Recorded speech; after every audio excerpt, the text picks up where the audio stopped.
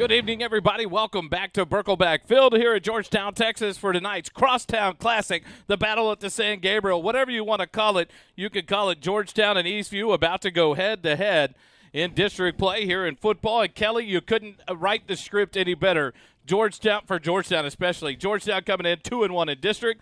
Eastview on the other end of the spectrum, 1-2 in district. But they do battle here tonight on what would maybe be the perfect fall evening for football here at Birkelback Field. Beautiful night, beautiful facility. It's Texas high school football under the Friday night lights, and it's rivalry week, easy for me to say.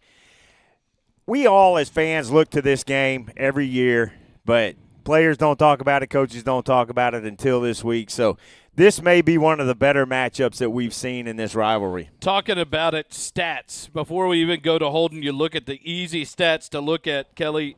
3-0 at home for Georgetown, 2-1 on the road.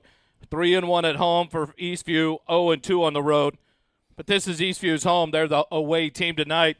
This is going to be a battle. These two teams, 6-1 here at Birkelback this year. But look at the point differential. You talk about points for and points against. Georgetown averaging 46.5 points per game, giving up 23.6 a game. I went totally wrong on that. 279 allowed, 91 given up by Georgetown. Only allowing 15.2 points a game. Eastview allowing 33.3 points in district play. And so an opportunity here for Georgetown's defense to make a big statement against this Eastview offense and Ty Blair and what he's going to try to do tonight for Eastview. And that's where we go. Holden, a talented quarterback we haven't seen yet. A running quarterback that will use his feet not to create time but to create yards and to get down the field. We saw London last week use his feet to create time to try to get rid of the ball down the field. Georgetown contained that, put a lot of pressure on, made it difficult for Rouse. Tonight, Ty Blair changes that story. A running quarterback that will get rid of the ball in the air but will not hesitate to tuck it and run. Like you said, Ty Blair is an absolute weapon, both the pass and run game. He leads the team in rushing average at 73 yards a game and also is throwing for 271 a game through the air. So it's a very similar feel to that Rouse team where they're kind of pass heavy. They like to push the ball down the field, but this time this quarterback is very much willing to tuck it and go. And like last week, the defense was very successful with a pass rush. They're going to have to be just as successful today if they want to keep Ty Blair contained and disrupt any kind of rhythm offensively for Eastview. Kelly, what does that look like then on this defense? You can't come full board at the quarterback tonight. Last week, Eastview or Georgetown able to just send 5, rush 5, cover the wide receivers and put that pressure on London to be able to get rid of the ball. And the defensive backfield did a great job covering the receivers, making it difficult. The running back, Reyes, got a few carries, got a few yards, but not a lot allowed there because London would use the feet to stay in the pocket or stay in that behind the line to make a throw. Tonight, Ty Blair is going to make it difficult for this team. What does this defense do? They have got to, and we've talked about it all season, how well everybody takes care of their job assignments on the defensive side of the football, with corners and safeties, making sure the receivers are covered up. The linebackers have done a good job of containing. This is going to be the most difficult challenge, I think, that Georgetown has faced this season as far as a mobile quarterback goes, because when London tucks the ball, he doesn't tuck it trying to find more time to hit an open receiver. When he tucks that ball, he's going to run. And it's going to be very important tonight for Georgetown to contain that because he is the biggest weapon on that Patriot offense. Georgetown Eagle football is powered by Graham & Sons Farm and Livestock. And I tell you what, we would be amiss if we did not make sure we gave a big thank you to Austin Graham and Graham & Sons Farm and Livestock. The dinner they put on tonight here in our booth was one of it gets better each and every time. You can't top it, and then it gets better.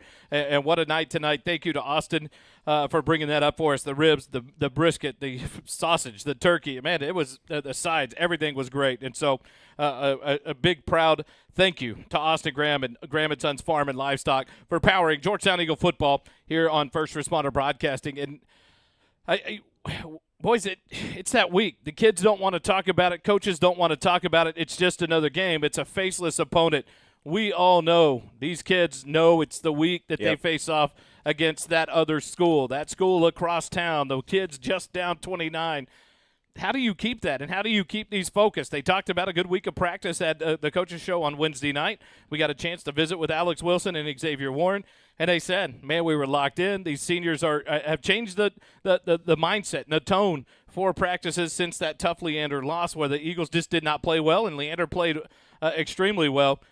This Eagle team, how do they stay locked in and focused knowing it's that rivalry? These kids grew up playing ball together. So you're minimizing the effects of it. I don't think you completely get rid of the effects of it. I don't think you want to completely get rid of the effects of it. But the coaches have talked all season, 1-0. 1-0. We go 1-0 every week. This is another game, and they try to minimize the negative effects of that, because if these kids are too worked up on either side of this, then that's going to be personal fouls, that's going to be false starts, it's going to be a lot of mistakes that will cost yards.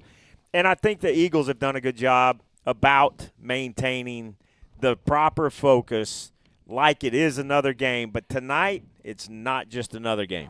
5A D1 Region 2 District number 8 is what we bring you here at Georgetown and Eastview tonight at Birkelbach Field. Where are the standings, you ask? That's a great question. I was going to bring it to you. Cedar Park and Leander sit atop the top of the district at both undefeated at 3-0. Georgetown right behind them with Lake Belton at 2-1. Eastview and Rouse at 1-2. And Glenn and Chaparral, the Bobcats, 0-3 in district. The countdown to kickoff is brought to you by River and Ranch Provisions, located at 805 South Austin Avenue in Georgetown. We're your local source for premium hunting and fly fishing gear and apparel. Visit their website at www.rrpgtx.com or give them a call, 512-240-5520, River and Ranch Provisions. But Holden, we pull out numbers. We talk about numbers.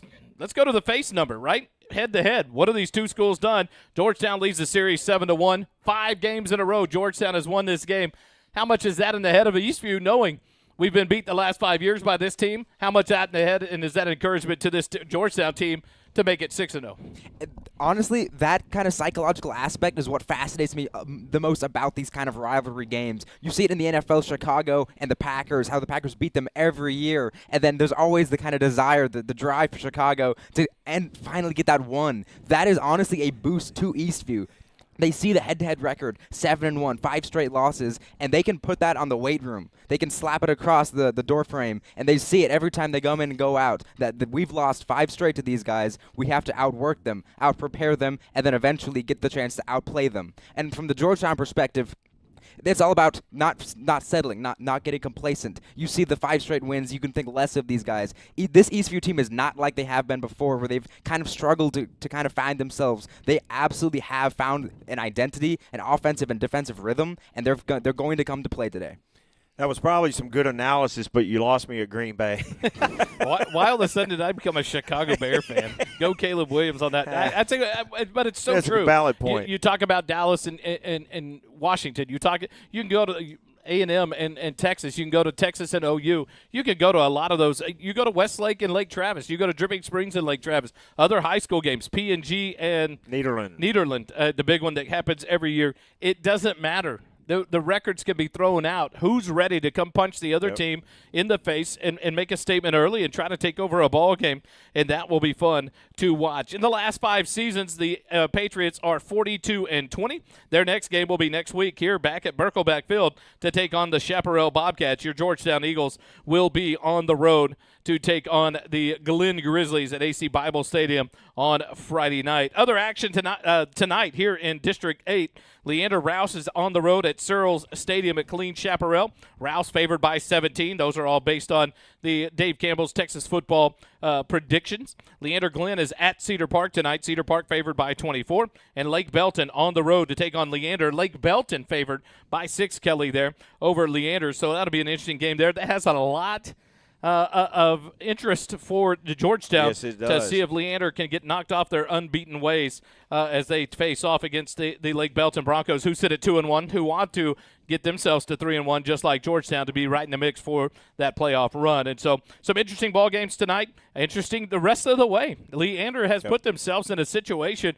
that not a lot of teams expected when they went into district play, and they have run off 3 wins in a row. And so a big game there tonight over at AC Bible for the Broncos and the Lions. Kelly, you had a chance to visit with Coach Griffin this week. Talk about that, and then let's go to his interview. I did, and that was a perfect segue to that interview because Coach Griffin and I also talked about the playoffs. This is the point in the season where the district standings really start to separate. We start seeing the pretenders from the contenders. Coach talked about that. He talked about the performance of this team last week and what this game means tonight for Georgetown. Here's that interview with Coach Griffin. We welcome the Countdown to Kickoff presented by River Ranch Provisions. Head coach Chuck Griffin. Coach, thanks for being with us. Hey, Kelly, thanks for having me, man. As always, we appreciate your time. Hey, congratulations. Really good win against a tough Rouse football team. Yeah, it was. It was a great win, man. I think it was our best win so far, our best game so far. We kind of hit on all three cylinders of the game the other night. So, man, proud of our kiddos. Now, this is one of those games where you look at the score, and the score is a little bit confusing if you weren't at the game. Yeah, Rouse played 3.5 quarters of really good football. Yeah, they did. They did. I mean, you look at midway through the third quarter, it's a 7-point game, I think. And even late in the game, it was a 14-point game. We scored there late, and then you're in a situation now in district play, like even though you've got a 21-point lead, you can't really roll backups in because everything is points based.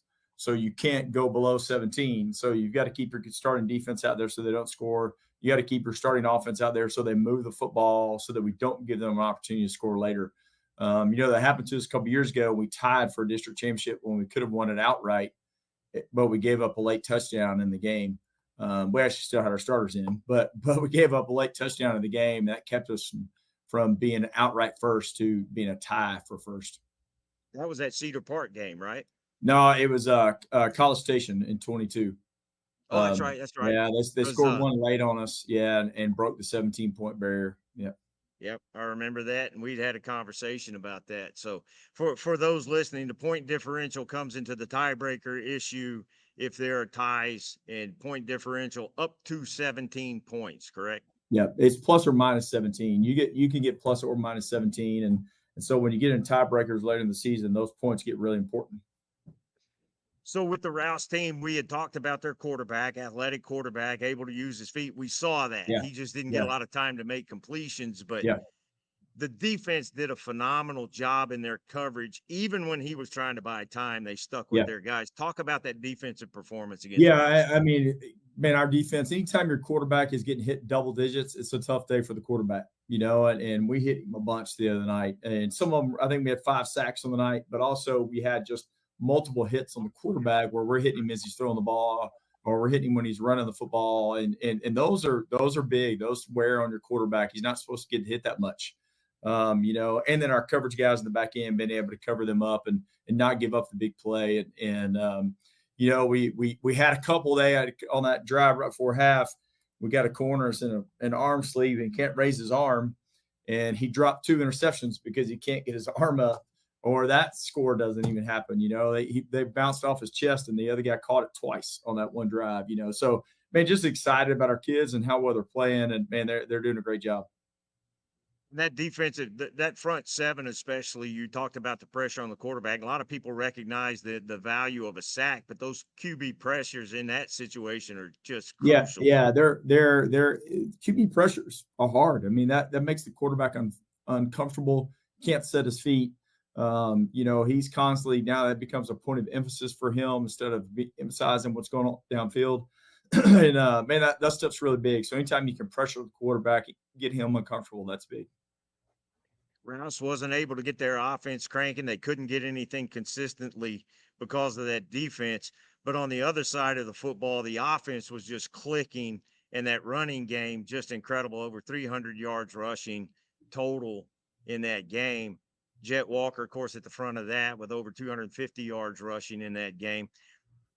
What really stood out for you on the offensive side? Was it the line? Our offensive line play. Anytime you can rush the ball for 350 yards, that's huge. And we were able to do that the other night, Jet's an obviously big piece of that. But our offensive line being able to block those guys up and then protect us and being able to throw the ball. We didn't throw the ball a ton the other night, but we threw it enough to keep them off and allow us to run the football. That goes in hand. If we can run the football, they got to screw people down in the box. That allows us to throw the football. If we can throw the football good enough, then that allows them to back people out of the box and we can run the football. And that's kind of what we found the other night. We were able to just run the football because they were worried about our receivers and playing off and playing in coverage. So we were able to run the football. And how important is it to be able to win ball games in different ways? Everybody talks about a balanced offense, but sometimes that may not be the best formula. Winning in different ways seems like your team is able to do that. Yeah, balance is more than just 50-50 run pass. It's you've got to look at we had 4 different running backs touch the ball the other night. We had 5 different receivers touch the ball the other night. That's a balanced offense when everybody's touching the football. And you're looking at those guys and how they're doing that. Obviously, the running back's going to touch it more than the receivers. You got to combine those, if you want to be balanced. But, that's a big part of being balanced, not just 50-50. We're run heavy the other night. But, the last 2 games, we haven't had a ton of our play count has been low. We're not playing slow. We just haven't got the ball much. We've been able to score. And so our play count was a little bit low the other night. I think we only ended up running 42 plays of offense, which is really low. But it's just because we scored when we were on the field and they have a good offense and our defense was holding them out. And but it was tough on our defense at times because they're on the field so long. But, man, great job by our defense getting off the field and great job by our offensive scoring and scoring in bunches and scoring fast.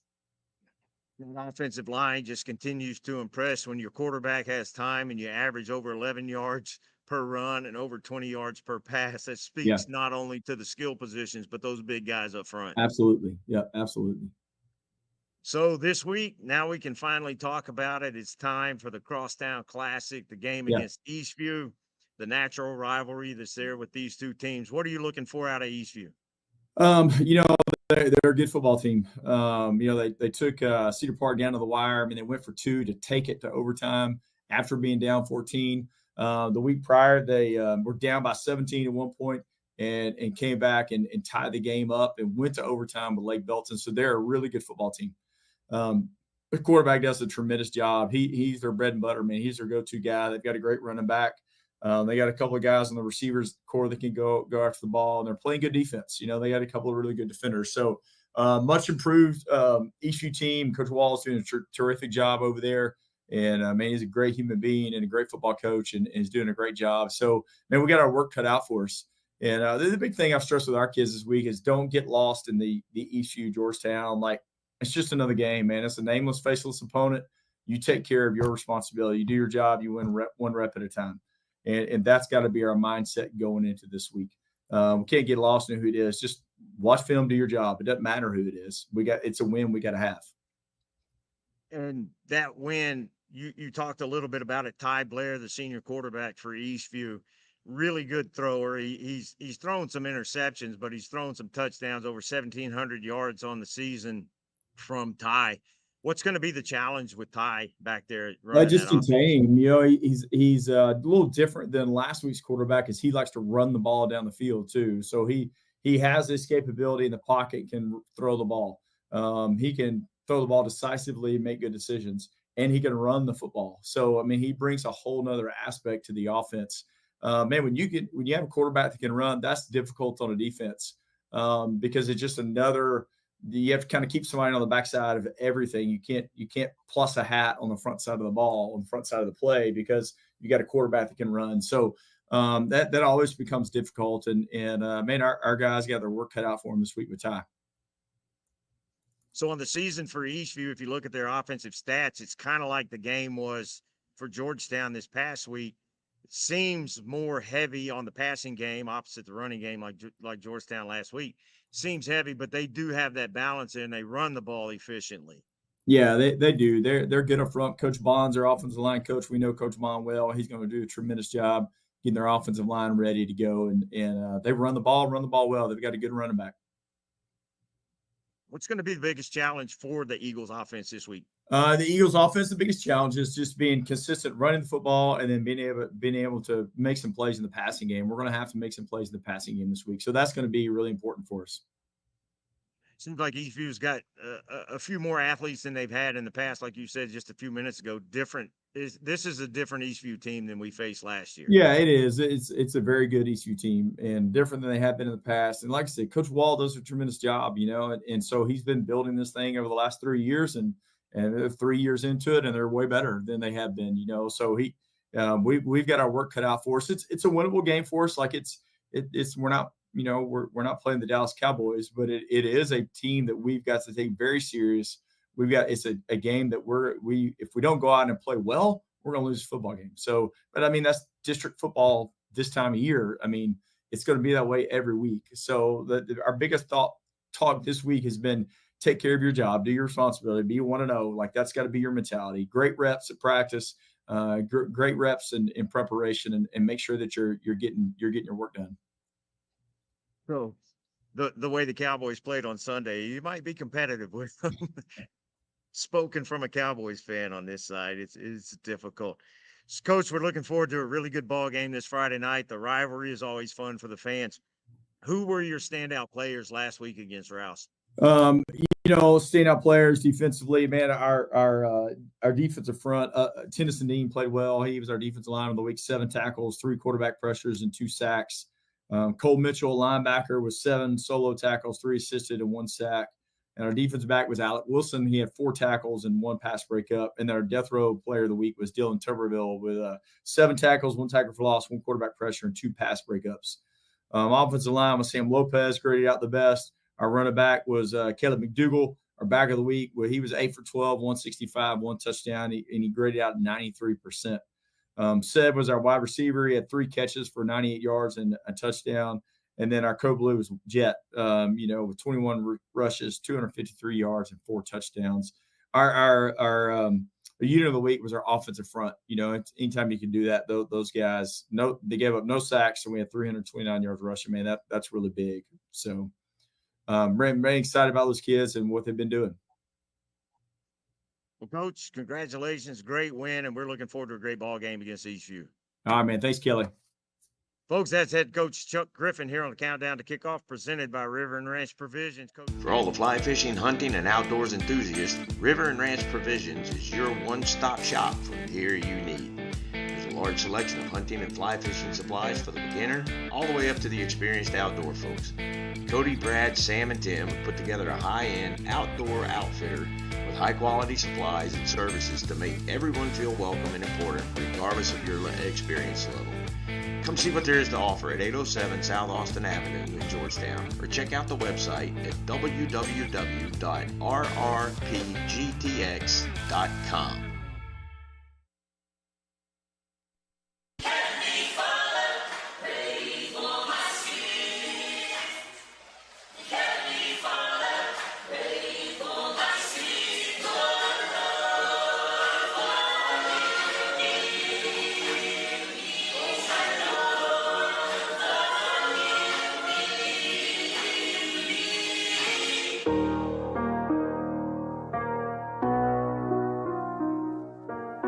It's like it's spiritual work going on. Better be prepared. Yeah, I ain't alone in the booth. Yeah, the spirit of work. Turn the microphone up. Yeah, I'm trying to be heard. Demons calling me up. Still been reading the word. A couple questions I need answering. I'm down for the search. So help me, Father. Help me, Father, man. I need to get my head right. Can't be fighting with these demons. It's like every night. They can see the light. Help me, Father, as a grip the pen and start the right, Father. I need reconciling again. I keep pushing all these voices away with ink from a pen. You feel like a gift. You keep giving with no wind. To the day I see your face, restoration breathing in. Royalty bringing us back here live at Burkle Field in the JCT Memorial Broadcast booth. If you're not sure who Royalty is, that's son of Tyler Griffin. Tucker, the quarterback at Jewell University of Missouri. That is Tyler Griffin. Just a little side note, November 1st, we're back here at Burkle Field against the Lake Belton Broncos. And Kelly, we're going to have an halftime interview with Royalty, Mr. Tyler Griffin, and get to talk about him and his music and have sure enjoyed getting to bring it to you this year in the broadcast. JMT's provides customized apparel and promotional items to small business, schools, and nonprofits. JMT's has the experience and confidence to take on any order, and they bring you the JCT Memorial Broadcast booth. Omar and Susie Tompkins, reach out to them, jmts.com. Kelly, Coach talked about a complete game against the Rouse Raiders. The Eagles must have another complete game here tonight against Eastview to come away with the win. They absolutely have to have a complete game. And, again, it goes back to everybody has to take care of their assignments. Complex offenses, but it's still a relatively simple game. You got to tackle well. You got to take care of your assignments, protect the football, and I think that's going to be key tonight for Georgetown to come away with a victory. Something special coming down before we get to the start of the ball game. So we'll push through the pregame show that's brought to you by River and Ranch Provisions. And, Kelly, we'll go ahead and go to the starting lineups and bring the Eastview starting lineup to you first. The starting lineups are brought to you by Oak Ridge Disciple House. And for the Eastview Patriots tonight, on offense at right tackle, number 73, Uzziah Owens. He's a senior. The right guard is sophomore, number 66, Damian Myers. The center is number 57, senior Justin Vasquez. The left guard is Andres Rodriguez. He is a senior, and he'll be wearing number 5. The left tackle is number 78, Joshua Claypool. He is a senior. At the X position, Seth Dimmel, number 4, a senior. The T receiver is number 24, McKinnon Thorpe, a senior as well. And the Z receiver is number 14, Tanner Namkin. He is a senior. The halfback is number 2, Luke Martin, a senior. And the fullback is number 3, Keyston Rainey, also a senior. And then at quarterback, the talented quarterback for Eastview, 16, Tyler Blair. And Tyler is a senior as well. On the defensive side of the ball for Eastview, at defensive end, number 11, Ty Temples is a junior. The defensive tackle is number 44, senior Aaron Reyes. The nose is number 47, Jacob Vasquez. He is a senior. The Sam is number 9, Tyson Ijawoko, junior. The Mike is number 20, Isaiah Davenport Bell. Isaiah is a senior. The weak side linebackers, number 19, Caden Childs, a senior. The Razors, number 13, junior Samuel Arnett. One corner is Lord Isopoon. I knew I was going to mess that up. Isopoonwu. He is a junior, wearing number 12. The other corner is Jelani Culpepper, number 8, a sophomore.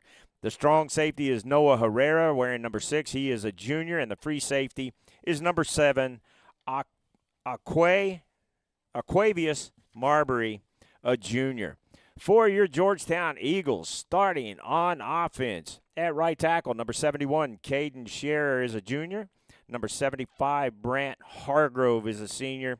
He is the right guard. The center is senior, number 53, Ryan Castilleja. The tight end H-back is senior, number 81, Jake Mylock. At the skill positions, number 2, Davin Sedgwick is on one side at the wide receiver position. He is a senior, and the other wide receiver is number 7, Xavier Warren. Xavier is a junior. At the slot positions, number 15, Regan Tarosian is a junior, and number 16, Braylon Westfall is a sophomore. Braylon wears number 16. The running back is number 28, Jet Walker, and the junior running back having a phenomenal year to this point. And then running the offense for the Eagles is quarterback Caleb McDougal. Caleb is a sophomore wearing number 12. On the defensive side of the ball, at defensive end, number 8, the nose is senior Luke Butch. He's number 99. Andrew Urban is number 39. He is the senior tackle on defense. And the bandit is number 38, Dylan Turbeville. Dylan is a senior. The linebackers at the Mike position, Chance Kelly, senior, wearing number 6. Seth Warren is the junior at the will position, wearing number 9. And number 11, junior Cole Mitchell, is the Sam. In the secondary, the safeties, number 3, Luke Holly, the senior safety on one side, and the other is senior safety Alex Wilson, wearing number 25. At corner is Cooper Wershen. He is a senior, wearing number 13. And the other corner is number 5, Jaheim Dowd. Jaheim is a senior. On special teams, the kicker is number 34, Christopher Mashburn. And the punter is number 16, Braylon Westfall. And those are your starting lineups for Georgetown and for Eastview. Those starting lineups are brought to you by Oak Ridge Disciple House. A message from them. We'll be right back with Countdown to Kickoff. Struggling with addiction or know someone who is? There's light at the end of the tunnel, and it shines bright at the Oak Ridge Disciple House. As a 501c3 Christian ministry, they are dedicated to helping men aged 18 and older rebuild their lives free from the chains of drug and alcohol addiction. Be reminded there's always hope, always a new beginning. Discover your fresh start with the Oak Ridge Disciple House. Proud supporters of Georgetown Eagle football, because just like the Eagles, the fight at Oak Ridge never dies. Find out more at oakridgedisciplehouse.com. The second quarter is brought to you by Aesthetic Dentistry of Georgetown. The mission and purpose of our team is to help provide quality of life with healthy and beautiful smiles. Determine if a highly trained cosmetic dentist is the best option for your smile. We are located at 3622 Williams Drive, Building 2 in Georgetown, Texas. Visit our webpage at www.aestheticdentistrygt.com or call 512-819-9100.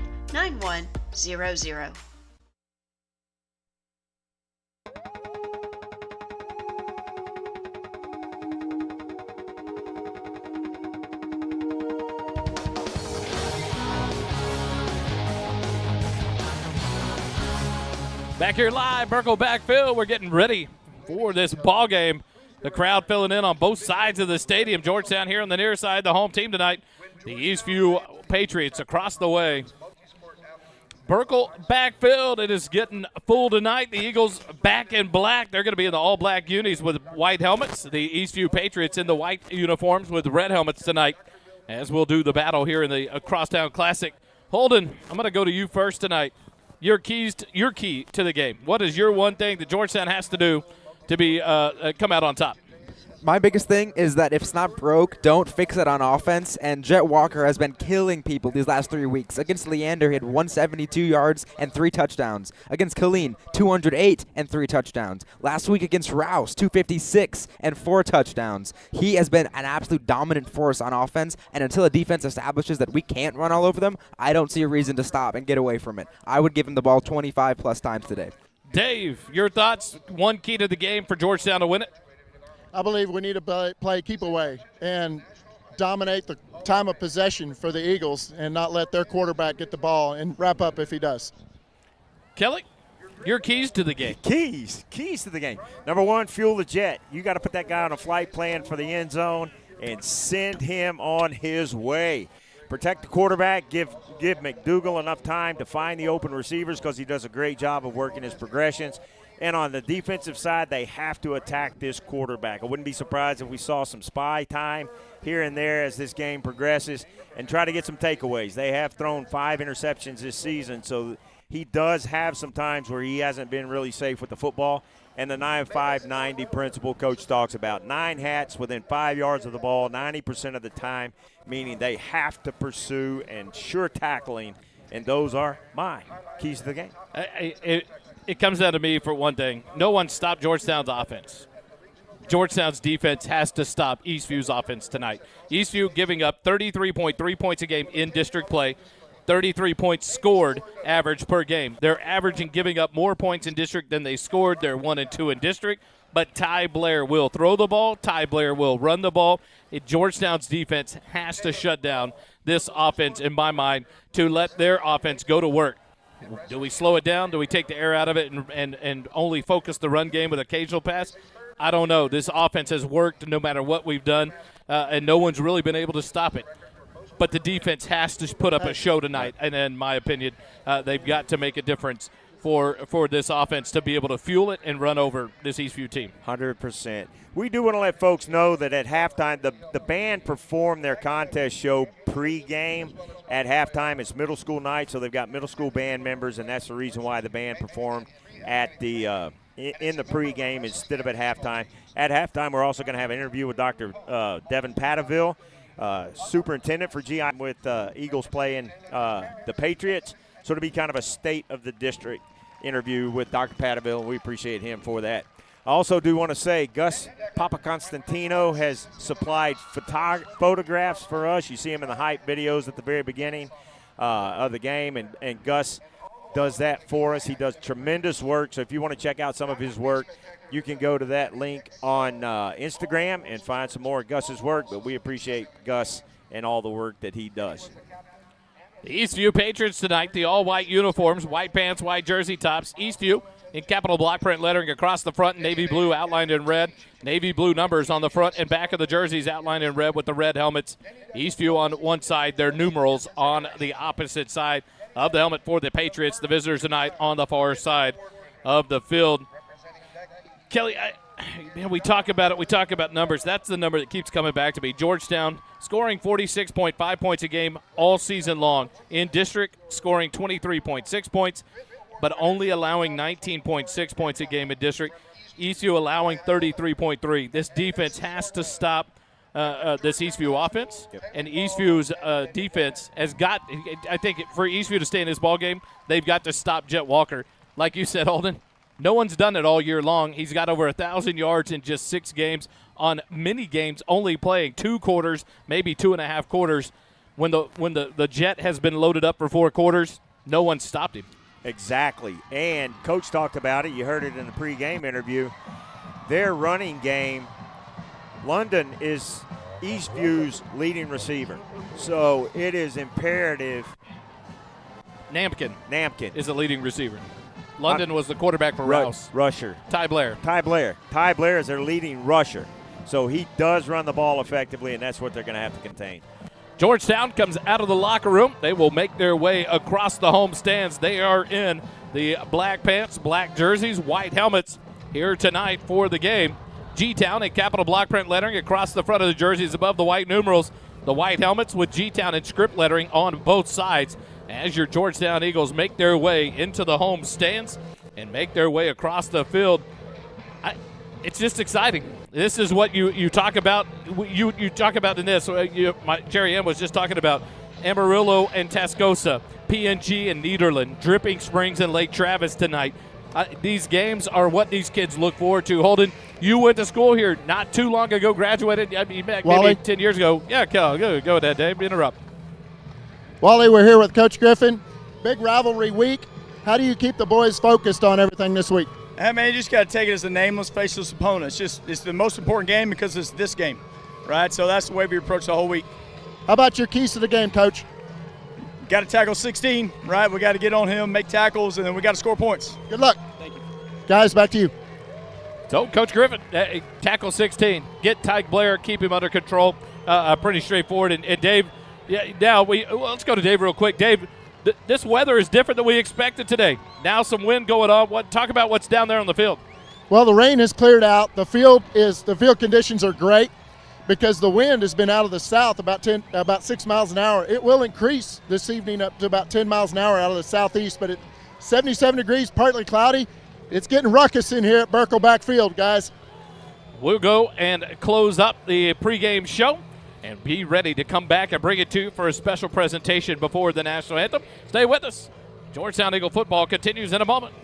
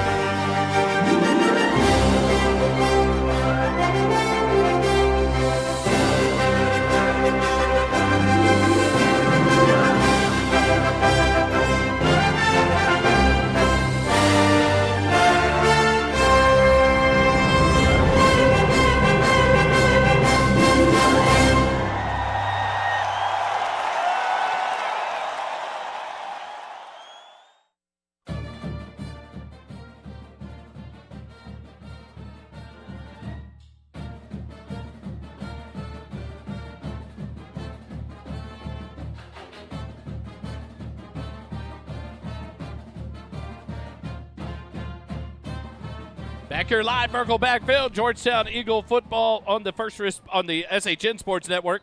Brought to you by First Responder Broadcasting, is powered by Graham & Sons Farm and Livestock. And we appreciate Austin Graham and his crew. What a dinner tonight. I can't say it enough. We have eaten well as we've prepared for this ball game. Georgetown going through their final warm-ups, getting warmed up here before they come through the inflatable. Eastview lined up on the far sideline. And so it'll be an opportunity for Georgetown to get prepped and get to the sidelines. Another opportunity for this team. I tell you what, these seniors go through it. Holden, and now we'll go back, we talk about that being a graduate of Georgetown. This week is just something different. The pep rally was different today.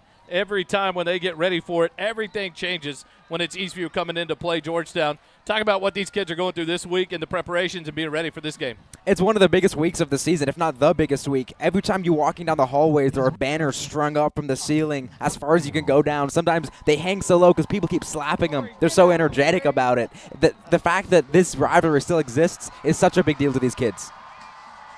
Here's some of the smaller kids getting a run through the back and black sign for Georgetown football before the players get ready to go. And they'll streak all the way down to the north end zone as well. A beautiful night here at Birkelback. Kelly, I tell you what, you talk about it. We can talk about it over and over till we're blue in the face, but what a perfect night of fall football for Georgetown. You couldn't ask for a better temperature after the last few weeks have been super hot. And now what a beautiful night here for your Georgetown Eagles and Eastview Patriots. Beautiful night for football and perfect weather for this game. If the wind may die down a little bit, I'm guessing in the second half, but beautiful night for football. Georgetown gets ready to come through their inflatable on the south end of the field. They make their way into the tunnel.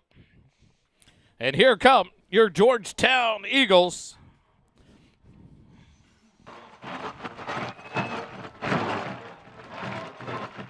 As they make their way all the way to the north end, where they'll gather and take a knee. Waving the American flag, the Texas flag. And they come and take it flag there as the Eagles will prepare. And there go the Eagles flag runners coming across midfield as well. The S is struggling. He's going to make it. He's going to make it. He's at the 10 all the way to the end. So we'll be prepared here to go to the field for a presentation. We're kind of biding our time here and staying with the direction of the PA and the field to bring you a special presentation before the national anthem here live at Birkelback Field tonight. Georgetown and Eastview, a battle about to get underway here tonight in Georgetown, Texas. Great crowd here on the Georgetown side of it.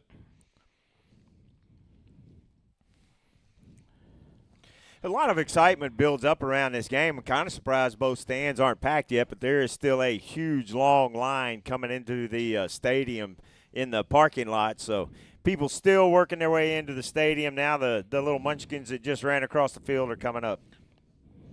Jason Pennington, one of our own this evening. Jason was a special part of our Eagle football program, Eagle lacrosse program, and Georgetown High School. His loss will be felt in our program for years to come. He was a dedicated teammate and a hard worker. He loved being around his teammates, his friends, and he loved the weight room. Jason lived his life in a special way. He exemplified what we call GT DNA, and we are thankful that we were able to share in it. Please honor Jason by standing, removing your hats, and giving him a moment of silence.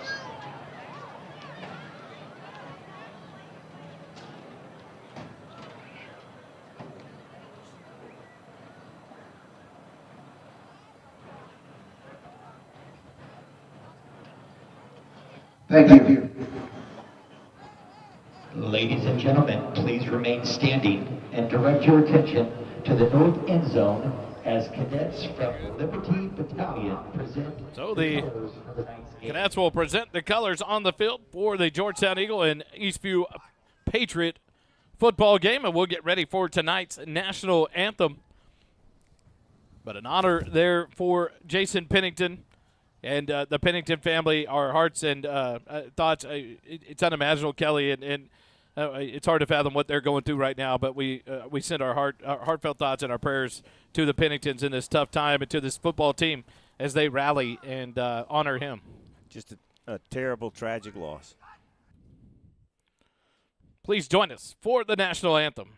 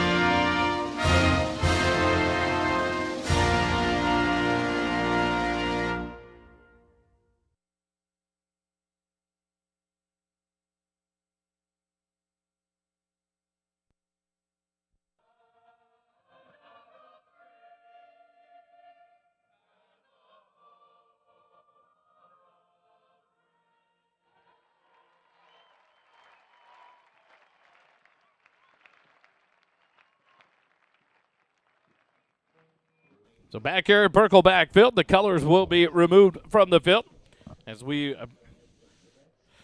give a special shout-out to all our military personnel here and afar serving our country around this great country and around the world. I have my son-in-law in Japan on deployment right now, many family and friends that have deployed soldiers around the world, and we thank each and every one of them for their service, especially all our veterans. A lot of them here in the Georgetown area, a lot of our Sun City boosters.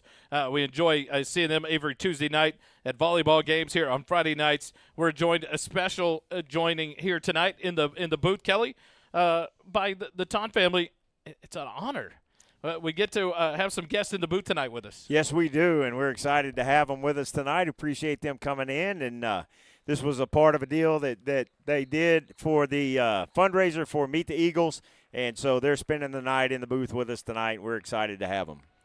And so we will get ready now for the coin toss here in just a minute as the mini Georgettes, not the mini, but the mini numbers of Georgettes as the Tinies leave the field with the Georgettes here now as the captains get ready to come onto the field. For Georgetown tonight, the captains, number 75, Brant Hargrove, number 38, that's Dylan Turbeville, number 78, Sam Lopez, and number 81, that's Jake Mylock, the captains for your Georgetown Eagles. The captains for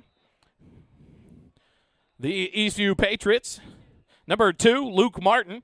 Number 3, Keyston Rainey. Number 16, Ty Blair. And number 47, Jacob Vasquez will make their way to midfield after they get through the paparazzi there about the far side hash mark. And they will come out. They're joined by 3 players back behind them. And the Eagles will meet with the Patriots at center field. We'll go down to Dave with the flip at the middle of the field. Number 38, Dylan Turbeville. Number 75, Brant Hargrove. All right, here we go, guys. 3rd Infantry Division going to be heads. That's tails. You're the visitor, not what are you going to call? Mylock. He said tails. It's heads, but we're going to do what Coach has said. So you've won, and you're going to defer. Yes. Eastview has won the toss. They can defer. Ceremonial. So Eastview has won the toss. They will defer to the second half, and that will play right into Coach Chuck Griffin's play scripts that he loves. He loves to have the ball first and get his offense on the field and try to put a touchdown on the board and take a lead early, Kelly. So something I thought would not go that way. I thought Eastview would try to reverse that. If they had the chance, they would take the ball. They defer to the second half, and so Georgetown's offense will be the first one on the field, and that means Caleb McDougal, Jet Walker, Xavier Warren, Davin Sedgwick. I mean, you can name after name after name, but this offense will get a chance to light the scoreboard first. And you can tell both these teams are excited. There's a little more energy in the air tonight for this ball game. Not saying there's not always a lot of energy on the Friday Night Lights, but tonight's a little bit different. I cannot wait for this ball to get kicked. Nathaniel Funk of Edward Jones, your Leander Georgetown Edward Jones financial advisor, located at 1640 Highland Falls Drive, Suite 801 in Leander, Texas, brings you first quarter action here on Georgetown football. Learn how we can help you with all your financial goals. Visit edwardjones.com/Nathaniel Funk for more. Back deep for your Georgetown Eagles on the far side of the field, number 7, Xavier Warren. And here on the near side, it is not Luke Colley. We're trying to see the number.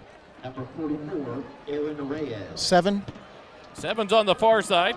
And then on the near side, where he's got his arm up. Number 35.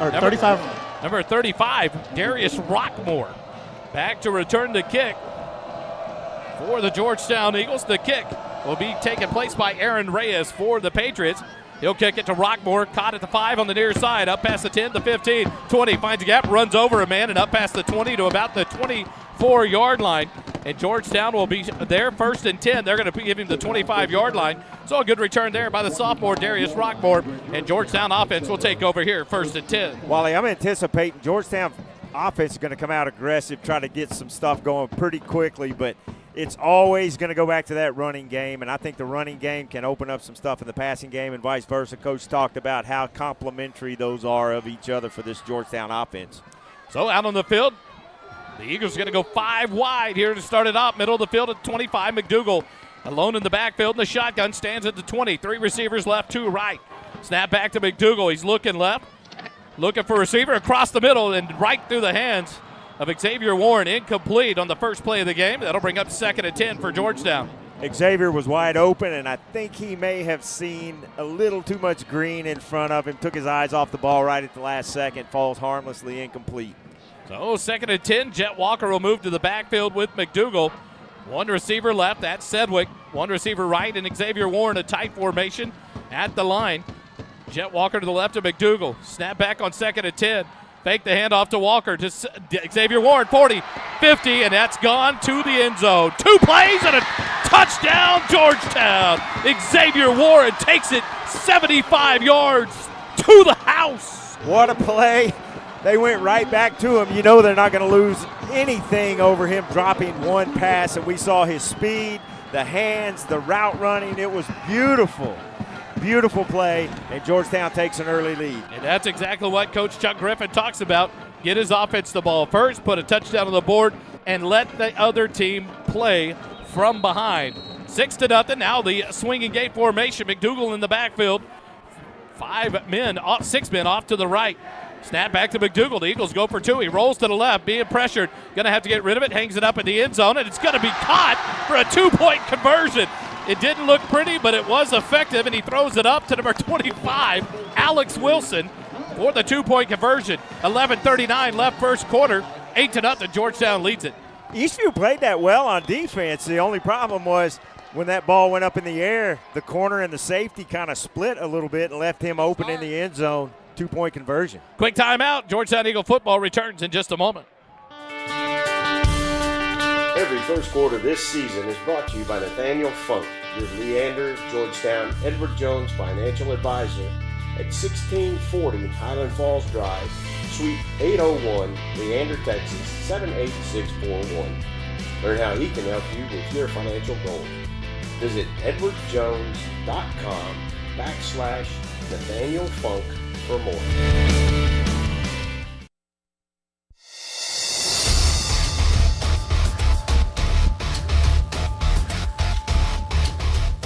So the 2-point conversion brought to you by G-Town Lumber and Supply. Georgetown takes the quick 8-0 lead with just 21 seconds gone in the first quarter. Kelly, Xavier Warren was our guest, one of our guests on the Coaches Show on Wednesday night, and we talked to him about went from a part-time substitute receiver last year now to one of the main cogs in this wheel of the offense, and how much fun was he having? I think he showed that tonight. Play number 2, 75 yards. And the Syntex shirt and embroidery kickoff by Mashburn will be fielded at the 10-yard line, 11-yard line by the Patriots, up past the 15-20, cut back, and then hit and dropped about the 22-yard line by the Georgetown kick coverage.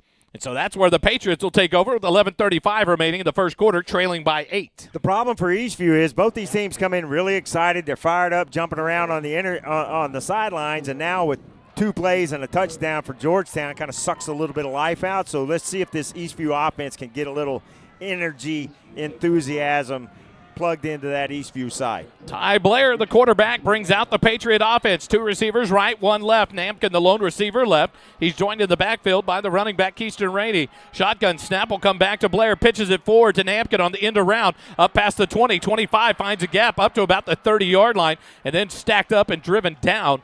They'll give him the 30-yard line for the gain. That'll be a gain of about 8 yards. Maybe, let's see here, 8 yards. It'll bring up 2nd and 2 for the Patriots. Nice first play for the Patriots there. Good gain. 2nd short now, but we see some speed, and there's going to be a lot of motion on this Eastview offense. And now 2 receivers left, 2 right. Keyston Rainey offset to the right of Blair in the backfield. Far side hash mark. Snap back. Fake it, the handoff, throw it out to the flat. It's knocked down. I think Seth Warren got a hand on it before it was also knocked down there by number 3, Luke Holly, on the coverage. So the incompletion brings up 3rd and 2 for the Patriots. He got a little happy feet because that ball was not thrown up over the top of him, and he had the end zone in front of him, and I think he knew it. 2 receivers left, 1 right. Far side hash mark. Blair's going to keep it to the right side. He gets outside the numbers, tripped up but he'll be enough for the first down. And right there, he wasn't looking to throw the ball. It was a design quarterback run. Got outside the numbers up to the 35, and it's 1st and 10 for the Patriots. I think it was Chance Kelly that got a hand on him, tripped him up, and that was a big tackle by Kelly out there on the edge. 3 receivers left, 2 right. Far side hash mark still. Empty backfield with Blair in the shotgun with 10:40 left here, first quarter. Blair looks for the snap. He'll get it. He looks right immediately, throws it out quickly. The one-hand catch incomplete. Good coverage there by Georgetown. Number 3, Luke Holly on the coverage as number 4, the intended receiver, Seth Dimmel, but it's incomplete and brings up 2nd and 10. You've seen some quick passes here initially out of the Patriots, and I think you're going to see a lot of that because that pass rush by Georgetown has been effective all season at getting to the quarterback. 3 receivers left, 1 right. Keyston Rainey, the running back, offset to the left of Blair. Far side hash mark, snap back, hand it to Rainey. Right side around the outside. He's got a lane, and he's pushed out of bounds just short of the 45-yard line. They'll mark him out about the 43.5-yard line, and that'll bring up 3rd and about 1.5 yards for the Patriots. A long 1 now is where they're going to spot it right at the 44. And so a big 3rd down here again for the Eastview Patriots. Pass game and the run game has been on the edges of this defense, which tells me they're going to try to loosen up something in the middle of the field, but they're going to attack the edges to try to stay away from that pass and run rush in the middle. Snap back to Blair. Hands it off. Rainey right side. Doesn't get back to the line of scrimmage. Take it down. About a half-yard loss there. Great pursuit. Number 11. That's going to be Cole Mitchell on the tackle. And that'll bring up a 4th and a very long 1 for the Patriots now. Cole Mitchell in there, Jaheim Dowd pursuing from the back, and that's what we see in this Eagle defense a lot.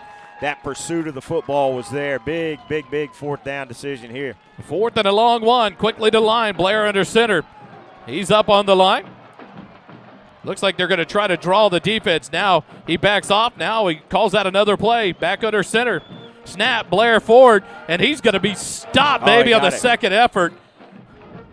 He's going to roll forward. We'll see where the spot and the measurement is here. Well, we saw his athleticism right there because if they got that first down, that was all on him. So we'll have to see where they spot it and bring the chains out. There's no way it's just an automatic first down by that spot. They are. They're just going to give it automatic. They're marking on the far side of the 45. That was a generous spot there. But Ty Blair on the keeper makes it a first down for the Patriots. 1st and 10, 9:20 left first quarter. 3 receivers right, 1 left. Blair will snap it. There's a penalty offsides on the defense. Free play here, but it's going to go for a loss. Keyston Rainey stacked up in the backfield and taken down at the 44, but that'll be off or not. It's going to be a free 5 yards and bring up 1st and 5 for the Patriots. Hard count there by Ty Blair. Draws the defensive line off sides for the Georgetown Eagles. Could have been a flag on Eastview as well because Tennyson Dean had some quick pursuit back there. Basically got tackled from behind. No flag on that. So Eastview wins that one with the flags. It's 1st and 5 from midfield. 2 receivers right, 1 left. A new running back offset to the left of Blair. Middle of the field, a man in motion. Left is Nampkin. Nope, that is going to be Thorpe. Blair looking to throw long. He's going to hang it up. Middle of the field, has a man, and he overshoots him by about 5 yards. Jaheim Dowd on the coverage. He threw it up there for number 2, Luke Martin. But it'll bring up an incompletion and bring up 2nd and 5 for the Patriots. Georgetown not really able to disrupt this Eastview offense much. A good sustained drive right now. Not a lot of yardage at this point, but they've been able to move the ball so far. 2nd and 5, 2 receivers right, 2 left, middle of the field. Now Thorpe back in motion to the right side. Snap back to Blair. He's going to rush out to the right, throw it to the right in the flat. Thorpe catches it up to about the 40, breaks a tackle, and then gets smashed right in the face by number 11, Cole Mitchell. Wow. What a shot by Cole Mitchell. Thorpe picks up the first down, but pays the price there with a big shot. And it'll be 1st and 10 into Georgetown territory at the 38-yard line. If there was any doubt it was a rivalry game, now you know it. Absolutely. 3 receivers right, 1 left. Blair, far side hash mark, snap back, looks right, throwing right, hangs it up, overshoots, intercepted! Georgetown down the far sideline and off to the races. A 1-man to beat, gets a block, jumps over him, keeps running and going to be taken down about the 20-yard line. And the first turnover goes the way of the Eagles. Luke Holly on the interception. Nice interception. Nice job of Luke. That ball went kind of through the hands, or at least tipped by the receiver. and Luke paid great attention to it. First turnover goes to Georgetown. A bunch of flags come in late on the far side of Eastview. Let's go see if we can get the referee.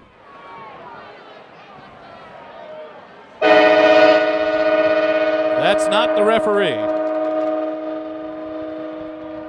During your return, is a personal foul, walk below the waist on Eastview. That'll be half the distance, first down. That's a big penalty. That guy did chop down to try to knock the two blockers out of the way.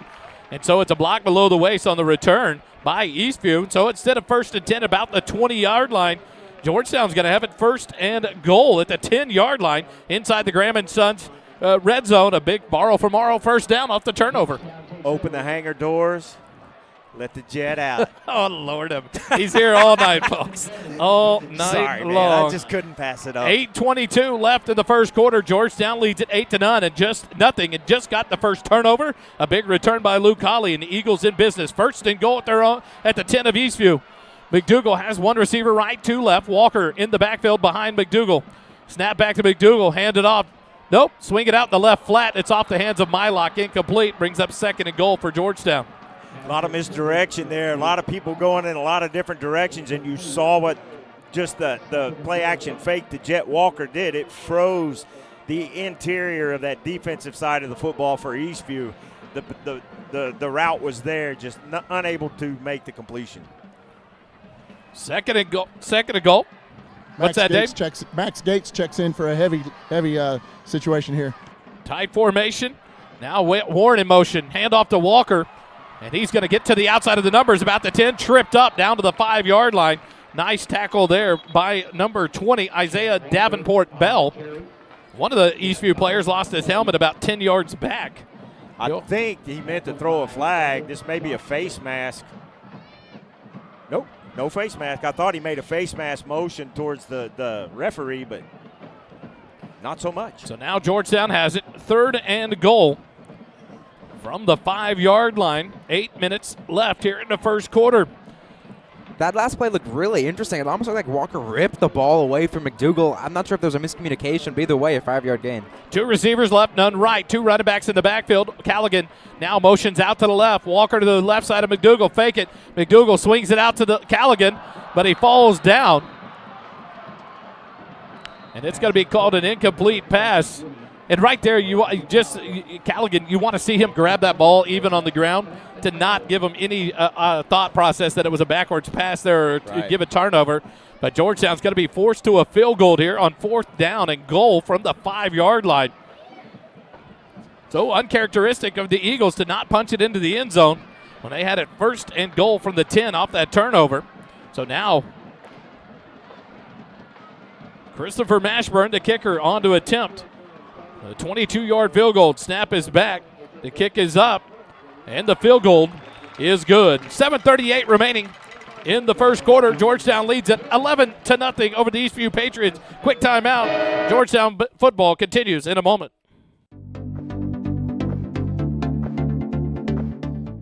Our first down sponsor this season is Borrow from Morrow.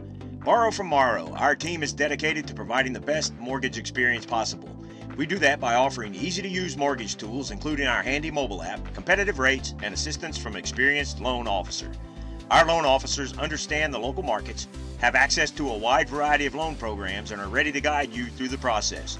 Your family, your future, our focus. For your mortgage needs, remember, Matt Morrow, Borrow from Morrow. For more information, visit borrowfrommorrow.com. NMLS 464148.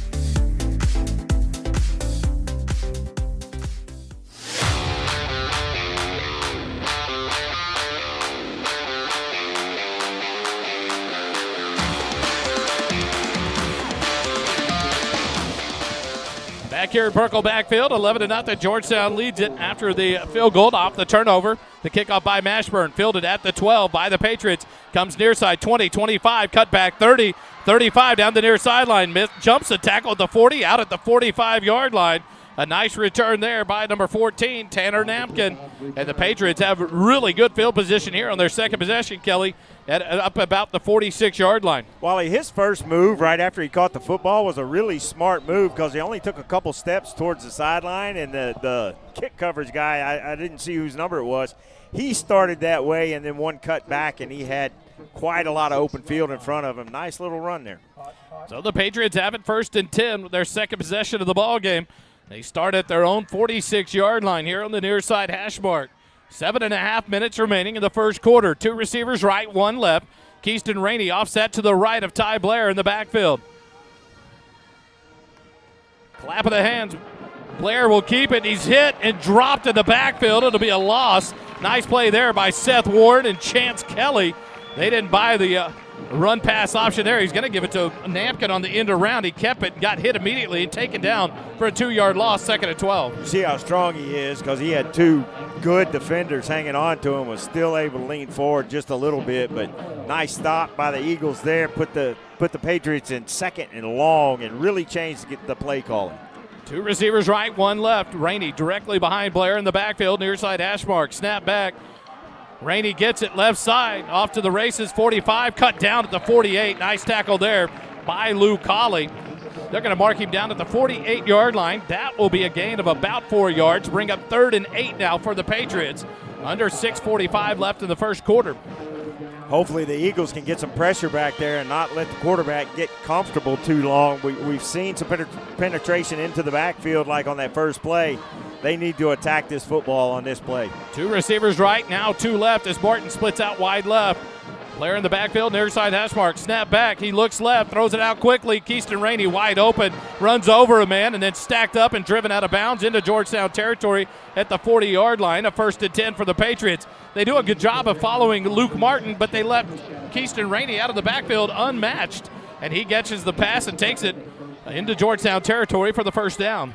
Blown assignment there, and that's what we talked about in the pregame as one of the keys to the game. Everybody has to take care of their assignments, and with a lot of misdirection, not necessarily before the ball is snapped, but after, it can be difficult. Wide receiver screen to Nampkin, and he drops the ball. It was going to be a hard yard to gain there for Nampkin. He drops that one. It's incomplete, 2nd and 10. But he was trying to wide receiver screen there with Luke Martin to block. But Nampkin unable to hold on, and now Keyston Rainey will come off in the backfield. Number 22 comes in. That's Blake Honeycutt, the junior running back. The receivers all flip to the wide side of the field. They'll have 3 receivers left. One receiver left, 3 right. With Honeycutt in the backfield. Now Honeycutt's going to empty out to the left. Empty backfield for Blair. Near side hash mark on 2nd and 10. A clap of the hands. Snap back to Blair. Looks right. He's going to throw it down the middle of the field. Overthrown. Nope. Catch. Hauled in. Nampkin catches it. Takes it into the end zone. Touchdown to Eastview. Jaheim Dowd on the coverage. Nampkin went up and got it. Looked like it might have been overthrown, but what a catch there by Tanner Nampkin. And the Patriots take it down and score. Jaheim thought he was going to get an interception, and the receiver was able to pull that ball down. Great catch. So the Patriots go to their own formation of the swinging gate. Nampkin to be the center in this weird formation for the Patriots. Blair looks to the far side. And now here will come the field goal crew for the Patriots. So they'll try the extra point with 6:01 remaining. It's 11-6 pending the extra point here by Eastview, number 44. Jacob Vasquez, Aaron Reyes on to attempt the extra point for the Patriots. Better hurry and get off the field. It's going to be, it should have been a delay of game. They didn't let Georgetown finish subbing when they let the snap go at 0 on the clock. And Eastview knocks the extra point through. The referee now up to visit with one of the officials. That should have been a delay of game. They got to give Georgetown the chance to sub after they sub. But nonetheless, it's 6:01 remaining, an 11-7 ball game. Georgetown leads it by 4. Eagle football returns in just a minute. Every first quarter this season is brought to you by Nathaniel Funk, your Leander, Georgetown, Edward Jones financial advisor at 1640 Highland Falls Drive, Suite 801, Leander, Texas 78641. Learn how he can help you with your financial goals.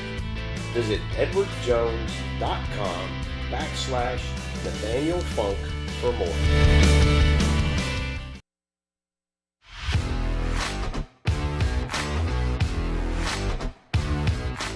Back here at Burkle Backfield, the JCT Memorial Broadcast Booth, brought to you by JMT's. Holden, talking about it during the break. Talk to us about the Eagle defense. So far in this game, Georgetown's been pretty exclusively running what is largely considered the Brian Flores Minnesota Vikings defense. They're putting 6-7 guys right on the line of scrimmage and then bailing some and bringing the others. And it's all post-snap decisions by Ty Blair, the quarterback. He has to sort out who's coming, who's not, what's the coverage, and it makes life very difficult. You saw an excellent diagnosis last play in the big touchdown, but it's going to be a challenging night for Ty Blair. Number 44, Aaron Reyes to kick it away for the Patriots. He'll approach and boot it near side. Darius Rockmore will let it go, and it's going to go out of bounds. There will come the flag. So Georgetown will get it 1st and 10 at their own 30-yard line to start their third possession of the ball game. But Kelly, maybe we were talking about it after the 1st and goal situation with Georgetown. Only they're held to a field goal. Run the ball. We haven't really seen a lot of Jet Walker yet in the possession in a quarter that we've had. I think he's got 1 carry so far, and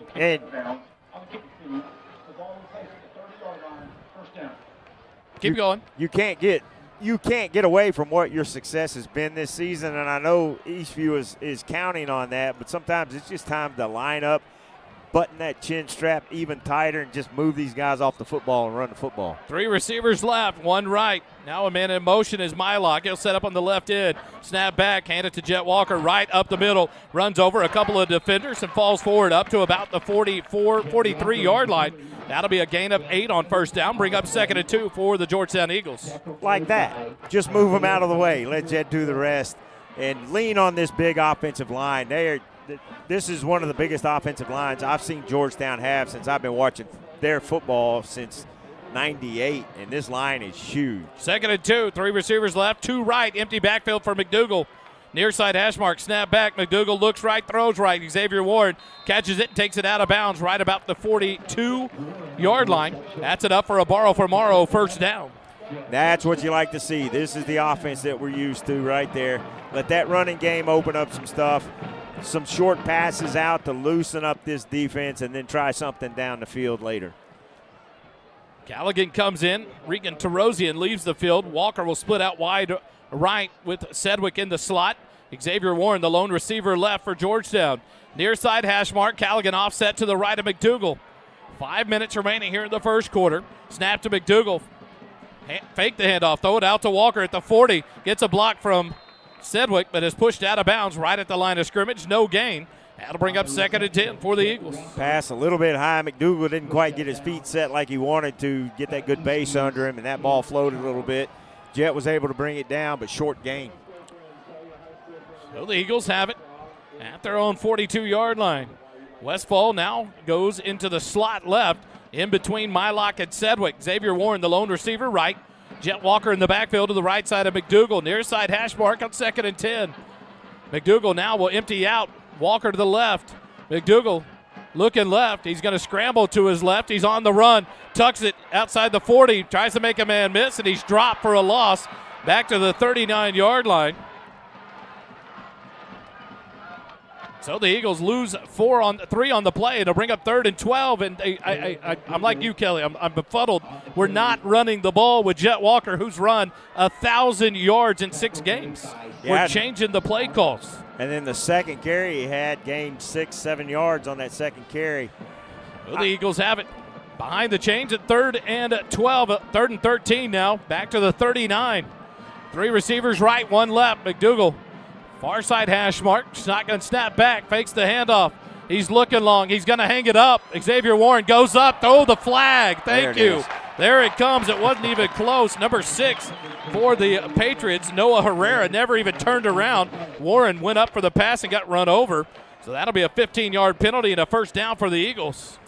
And that helped out Georgetown. The ball was underthrown pretty badly, and McDougal's throwing into this wind right now. Probably affected that ball a little bit, but a favor done by Eastview for Georgetown there. On the defense, with 15 yards from the previous spot, automatic first down. Go ahead. You oftentimes see an underthrown deep ball honestly be an offensive strategy just because how bad the defensive back was burnt. They're not expecting the receiver to suddenly stop and try to make a play. So oftentimes you'll get that contact and you'll get the flag. The Eagles will now have it into Eastview territory at the 46-yard line, 1st and 10, after the 15-yard pass interference penalty. One receiver right, one left. Walker in the backfield behind McDougal. 4:05 left here in the first quarter, 4:06 on the clock.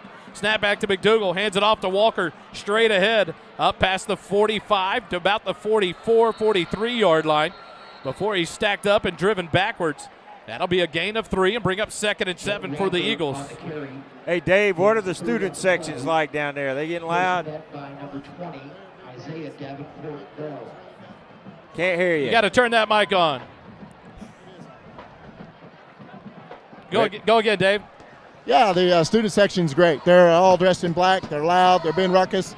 And Eastview brought it too, so it's a lot of fun down here. 2 receivers right, 1 left.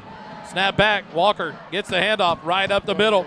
Drives forward up to the 40-yard line. Well, 40-yard line on the near side, 41 on the far side. They'll spot him at the 41-yard line, and that's going to bring up 3rd and 5 now for the Eagles. So you've only seen Walker right up the middle on 3 carries here in the drive. Nothing outside the numbers like we're used to seeing at times out of Jet Walker. So the Eagle offense playing right now. It's something we haven't seen. A little bit different look than we've seen in every game so far. And we kind of anticipated they would throw something new, some new wrinkles in there. We'll see if that continues. 3 receivers right, 1 left. Walker behind McDougal. Snap back. McDougal fakes the handoff, throws it into Westfall in the slot, up past the 35, down to about the 30-yard line. That'll be enough for a borrow from Morrow first down on Westfall's first catch. And those are the kind of plays that do open up that run game, those short passes to the flat out there. That kind of keeps those linebackers from being able to commit as much to prevent that run. So that's the kind of play that can open up that running game. So Westfall gets his first catch, a big first down for Georgetown as the clock goes under 2.5 minutes remaining here in the first quarter. 2 receivers right, 1 left. Walker to the left of McDougal in the shotgun. Now Terosian in motion to the left. Snap back to McDougal, hand it to Walker, right side, up, hit immediately, and drives forward for about 3 yards down to the 27-yard line. That'll be a gain of 3 and bring up 2nd and 7. And you can tell that the defense is absolutely focused on Jet Walker. The problem is sometimes there's even contact in that backfield, but he's still able to get 2-3 yards. It's difficult to tackle him for a loss. We've only seen that a couple of times this season. 2 receivers left, 1 right, near side hash mark. Walker to the left of McDougal. Minute 45 remaining. Snap back to McDougal. Hand it off, Walker right side. Gets around the end, runs over man, lowers the shoulder into the red zone. Up to the 19-yard line. That's enough for another borrow from Morrow first down inside the Graham & Sons red zone. Georgetown now moving into that flow, getting Walker the ball. Jet was significantly bigger than that cornerback and not really excited to hit him out there, but a good tackle. Quick pass out to Warren in the flat. He'll make a man miss. Drive forward up past the 15 to about the 14-yard line. That'll be a gain of about 5. Bring up 2nd and 5 on that quick out from McDougal to Xavier Warren. Early in this ball game, Eastview does tackle pretty well out there, so breaking tackles may not be as easy as it has been earlier in the season. A minute 10 left here in the first quarter. 11-7, Georgetown by 4. Thanks to the field goal that came off of the interception thrown by Ty Blair, made by Luke Colley and returned all the way back into Patriot territory. 3 receivers right, none left. Walker in the backfield. Terosian in motion. Walker gets a handoff to the left side inside the 10-yard line. He'll be whistled down right at the 10, and that'll bring up a 3rd and short. Down for about a 3rd and 1 now for the Eagles as the clock ticks inside 45 seconds left in the first quarter. It's immensely obvious I'm not the offensive coordinator and play caller, but I'm just pounding Jet in this running game, and the other running backs right at this Eastview defense start trying to wear them down. I don't know how much depth they have. 3rd and 1 from the 10-yard line. 1 receiver right, 1 left. Walker directly on McDougal. Handed off to him, right up the middle. Breaks the tackle, 5. Touchdown, Georgetown. Jet Walker takes it 10 yards for the touchdown. And with 16 seconds remaining here in the first quarter, Georgetown extends the lead out to 10. 17-7, pending the extra point attempt by Christopher Walker. For those that are watching on YouTube, if you haven't seen Jet run this year, he's got speed, he's got patience, he's got great vision, but he's got strength too, and breaks a couple of tackles for the touchdown. And now the Eagles will break out into their swinging gate formation.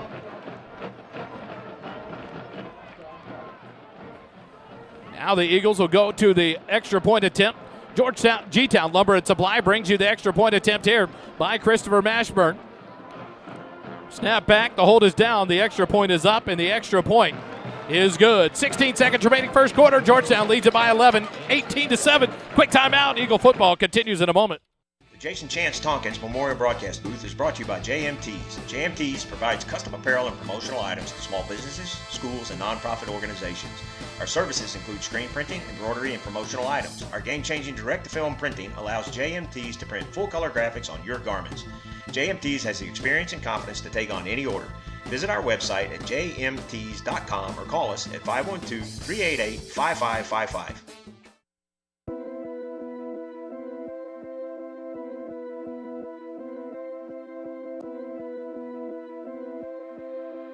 Yeah.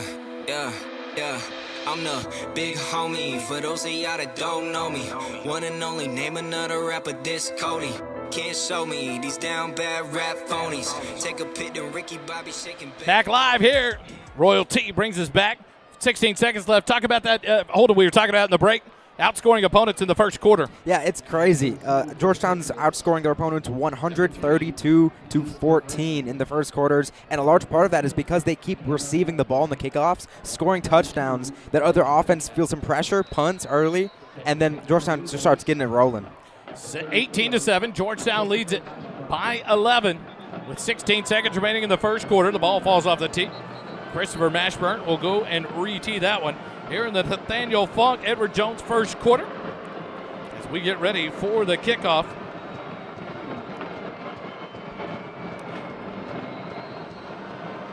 Syntex shirt and embroidery. Whether you need one shirt or 100, there are no minimum orders, amounts on any custom pieces. Onside kick fielded by the Patriots, and they'll take it at their own 48-yard line. The coach is looking at I'm sorry. That was so funny. The coach looking at the kicker like, what was that? I think the signal was mixed up. They're pointing like it should have been downfield. So Eastview benefits from the mistake here. They're going to get the ball 1st and 10 at the Georgetown 48. The last time they had good field position, they took it down for their first score of the ball game, Kelly. So an opportunity here for Eastview's offense, a big opportunity here for Georgetown's defense to make a stand. They're going to tack on 5 more for an offsides on Georgetown's kicking team. So it'll be 1st and 10 inside Georgetown territory for the Patriots. So a big gift here for the Patriots. They'll have it 1st and 10 at the 47-yard line of Georgetown.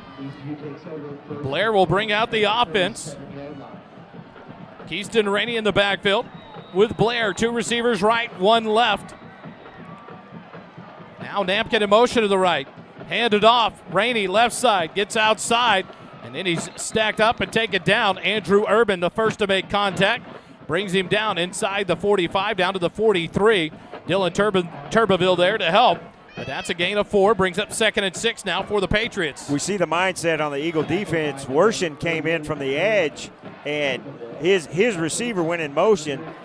Cooper went after him, and on that handoff, he hit the quarterback, not the receiver. End of the first quarter, 18-7. Georgetown leads it. Quick timeout. Georgetown Eagle football returns in just a second.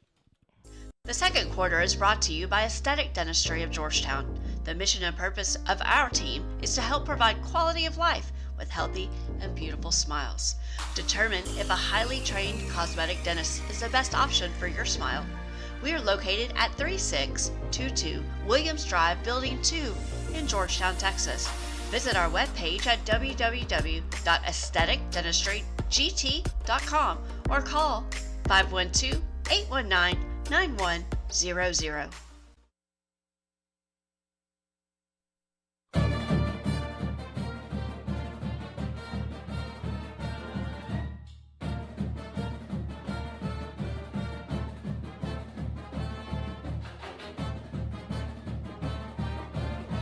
Back here live, Merkle backfield as we go to quarter number 2. Aesthetic Dentistry of Georgetown brings you the second quarter for all your cosmetic and general dentistry needs. Visit Dr. Mandy Holly and the staff at Aesthetic Dentistry of Georgetown. 2nd and 6 for the Patriots. Blair drops back. Throws it out to the near side. It's incomplete to Tanner Nampkin. Defense there by the Eagles, provided by Chance Kelly. Chance wasn't fooled by that at all. Came flying in like he'd been shot out of a cannon and was able to knock that down. So a huge third down play, and I'm guessing this is 4-down territory for Eastview. 3rd and 6 from the 43 of Georgetown. 4 receivers right now. 1 receiver left on the empty backfield for Ty Blair. Far side hash mark, Blair in the shotgun.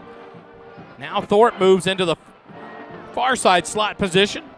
Snap back to Blair. He's looking right, being pressured. He's on the run to the right side, being chased, throws out the flat. Keyston Rainey makes the catch at the 40, but taken out of bounds, short of the first down. They'll mark him back at the 42, so it's only a gain of 1. He tried to dance out of a tackle, gets pushed out of bounds. So a gain of 1 brings up 4th and 5 now for the Patriots. Ty Blair doesn't panic whenever the pressure starts, and he's constantly got his eyes down the field. We've seen him be able to run the football. We know he can run the football, but that time he didn't try to make too much out of something.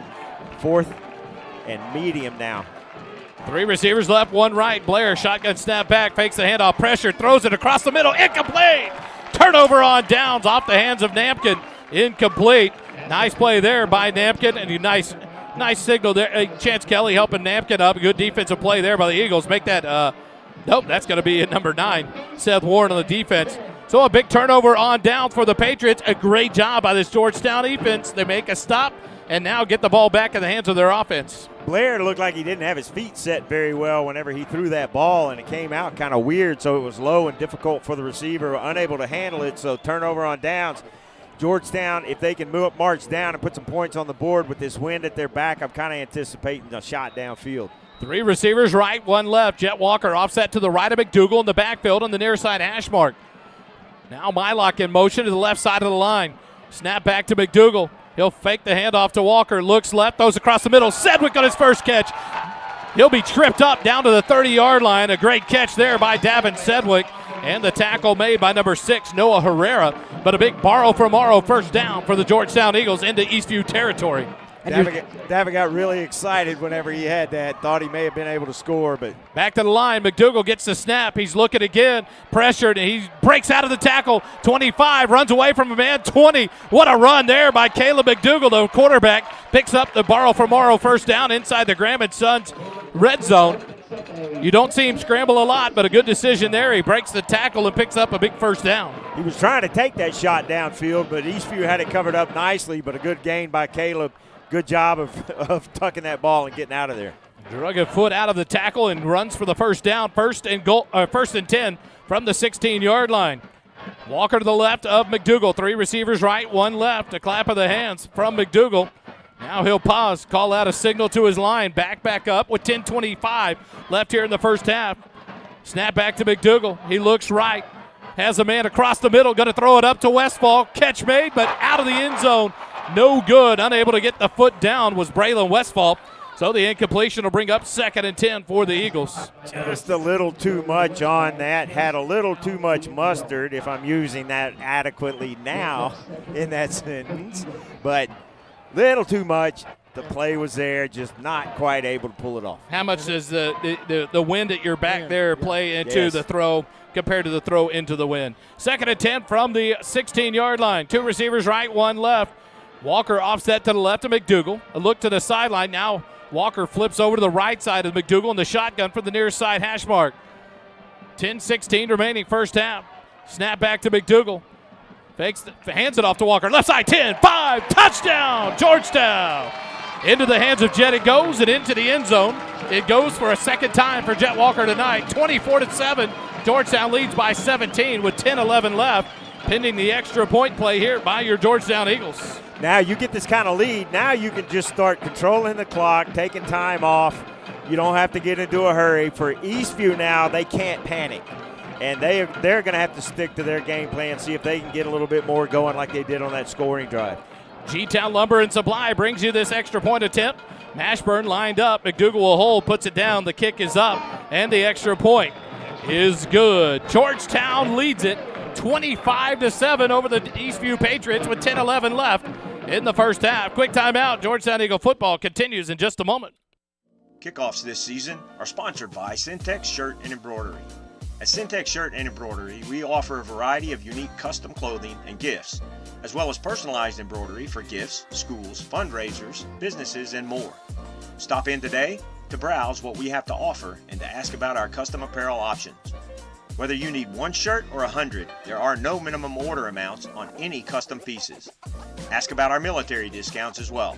Stop by our shop at 1911 North Austin Avenue, Suite 103, and check out our in-stock spirit apparel, or check out our website at www.syntexshirt.com. The official outfitter of your Georgetown Eagles broadcast team with First Responder Broadcasting.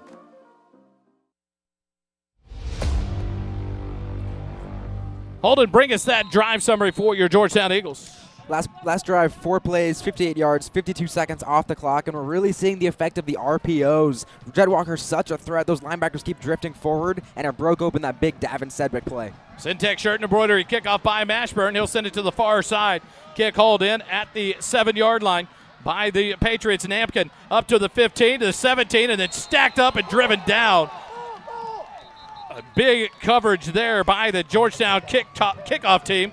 Will stop the Patriots inside their own 20 at the 17-yard line. 1st and 10 for Eastview with 10:04 remaining. Good stuff going for the Eagles right now on offense, and like I said a little bit earlier, Eastview cannot panic right now. If they get out of their game plan, it's still early. Yeah, they're down 3 scores, but if they can get something going with the offense that they're used to running, then that gives them an opportunity to get back into this game. And don't forget, Georgetown gets the ball to start, or Eastview gets the ball to start the second half. So if they can put some points here on this drive, that'll benefit them in more ways than one. Blair with 1 receiver right, 1 left. Snap back, fake the handoff. Pressured, gets rid of it, throws it in the flat. Dump! What a tackle there by Georgetown's number 9, Seth Warren. Great tackle there against number 26, Alejandro Rodriguez on the catch. Blair had to get rid of it quickly. It goes for a loss of 1, brings up 2nd and 11. Kind of an odd-looking arm angle because of that pressure that he had back there, but able to swing it out there a la Quinn Ewers looking kind of sidewards throw. 2 receivers left, 2 right. Blair looking right as he drops back, has time, hangs it up. Nampkin available. No! Picked up! Interception, Georgetown. Cole Mitchell on the interception, cuts back, and he's tripped up inside the 25 by Keyston Rainey. The 2nd turnover of the ball game. Cole Mitchell, the linebacker, snags that one. Nampkin, I think, thought he had it in a trip to the house. Cole Mitchell said, not today. Eagles have it. And Cole had 8 blockers on the left side of the field. He tried to go back to the other side where there were a couple more Eastview Patriots over there, but big turnover for Georgetown. Coach Wall out there asking for a flag to be thrown. Not sure what he's wanting it on. So Blair had all kinds of time. An Eastview player was kicking the ball off the field, trying to keep it away from the Georgetown. The Georgetown players wanted that ball to go put it in the trash can. Georgetown has it 1st and 10 at the 22 of Eastview, leading it by 18. 9:24 remaining first half. Jet Walker lined up to the left of McDougal on the far side. 1 receiver right, 2 left. Now Terosian in motion to the right side. Snap back to McDougal. Hand it off to Walker. Pitch it to Warren on the end around on the reverse. Up past the 20. Has a blocker. 15, 10, and taken down at the just inside the 10-yard line by number 20. That's Isaiah Davenport Bell on the tackle. But it's a 1st and goal for your Georgetown Eagles inside the Graham & Sons red zone. Another borrow for Morrow 1st down. We talked about it in secret, but the coach even referred to it, some wrinkles that people have not seen. We've seen similar plays to that, but we haven't seen that play much, if at all, this season yet. 1 receiver left, 1 right. Walker to the right of McDougal. Now Warren in motion to the right. Snap back to McDougal. He rolls right. Throw back to a lineman. 10-yard line. Has a blocker. 5. Touchdown! Oh, baby! Caden Scherer takes it to the house. Touchdown, Georgetown! Oh, baby! The offensive coaches are going nuts over here watching Big Shear rumbling, bumbling, stumbling down the field. Let's give the stat line. 6'5", 255-pound offensive lineman hauls in the catch and takes it to the house for the touchdown. I think the wrinkles have started to make their way out here in the second quarter. 8:48 remaining. Georgetown leads it 31-7. The G-Town Lumber and Supply extra point attempt. Mashburn will kick it away. It's up, and it is good. 32-7. Georgetown leads it here in the first half. 8:48 remaining. Quick timeout. Georgetown football continues in a moment. Hey, Georgetown, there's a new place to eat breakfast, lunch, or dinner, and it's on the beautiful square in downtown. It's Goldberger Diner. When you walk into this 50s style diner, you're greeted with a smile, greeted like your family. Sit at the counter, a table, or a booth and get ready for an old-fashioned dining experience like no other in Georgetown. Enjoy tasty breakfast or come later for a burger, chicken fried steak, or even the Southern classic liver and onions. There's so much to choose from.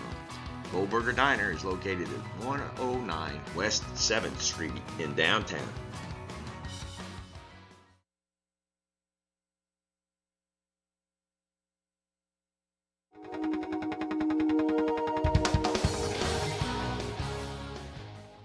Back here live, Burkle backfield. Hold it. They just take over. I mean, that last play, I don't even know what to say. It looked like it was a whole clump of players. I didn't even know who he was throwing the ball to. And next thing I know, big Caden Scher, 71's got it, and rumbling, bumbling, stumbling, and a touchdown for the Georgetown Eagles. And, yeah, they're pulling out all the stops here in this one. Stealing my lines, Holden. 2 turnovers for the defense. 10 points on the board for the Eagles. Line drive kick by Mashburn, taken back in the end zone by number 22. But it went off of his hands, and luckily it went out of the back of the end zone for him. He let it run. Number 22, Blake Honeycutt, the backup running back. The referee was standing there watching it, not blowing a whistle. That ball was live until it went out of the end zone once it was touched. But to Honeycutt's favor, it went past the end line. So Eastview will take over, 1st and 10 at the 25. But a different look at the end of the first quarter. It's 11-7, now 32-7. Georgetown's opened it up here in quarter number 2 with a big turnover there by Cole Mitchell to lead to that touchdown by Caden Scher. He gets some time on the big board as well. There's Caden Scher down live. He's happy. The big line man's happy. Jory getting the view down there. Hey, Snap back to Blair.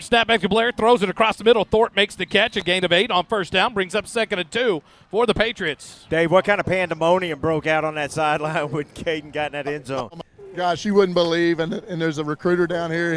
He loved that call. He looked at coach and was like, well done. 2nd and 2 for the Patriots at the 33-yard line. 2 receivers left, 3 right. Empty backfield. Blair in the middle of the field. Takes the snap, looks left, looks right, being pressured up the middle, runs from it, throws on the run, hangs it up, and it's incomplete. Throws it in between 2 receivers. Keyston Rainey was near the sideline. Thorpe coming from the hash mark, but it goes incomplete and brings up a big 3rd and 2 now for the Patriots. The one drive that Ty has been able to get comfortable back there, they scored on. Now they are putting pressure. He's not able to get comfortable, and now he has to move with not a lot of running lanes, and that's what this defense has to continue to do. 1 receiver left, 3 right. Rainey in the backfield to the right of Blair. Snap back, handed to Rainey, and he's hit in the backfield and dropped. They'll give him a 1-yard loss. Luke Butch holds his hand up, 4th down signal from the ground as he hit Rainey in the backfield. Nice play there by Luke Butch. And that'll bring up 4th and 3 now for the Patriots. How can they, down this much. It's still in the first half. You're kind of surprised they'll go for it. Blair in the backfield, 2 receivers right, 1 left. Now a look towards the sideline. Rainey will move out to the end of the left side of the line. Alex Wilson will drop back. It's going to be a pooch kick by Ty Blair. Wilson will drop back, but he's going to let it go inside the 20, inside the 15, and it'll be touched dead at about the 12-yard line. So the defense holds again, and Georgetown gets the ball back with 7:28 remaining here in the first half. A great play by Luke Butch on a big 3rd down to stop Keyston Rainey and force a punt. Massive play there, and Eastview really needed points on that drive to have any hope in this game right now, because if Georgetown goes down and scores here, it's almost out of reach, and it's not even halftime yet. Dave? Man, there's some busted up teddy bears and puppy dogs down here on the sideline, guys. I don't know what to tell you. We're having a ball down here. How big is this student body getting into this one for Georgetown now? Oh, they're still on their feet, just having a blast. This crowd is filled in. This is one of the larger crowds I've seen, including on the Eastview side. This place is loud tonight. 3 receivers left, handed off to Jet Walker left side. A stiff arm outside the 10, runs over a man at the 15. Nice attempt at a tackle there. He just used the sideline as his friend, and Walker up to the 14-yard line. That'll be a gain of 2, bring up 2nd and 8. He put that shoulder down, and that was a nah, son, not on the edge.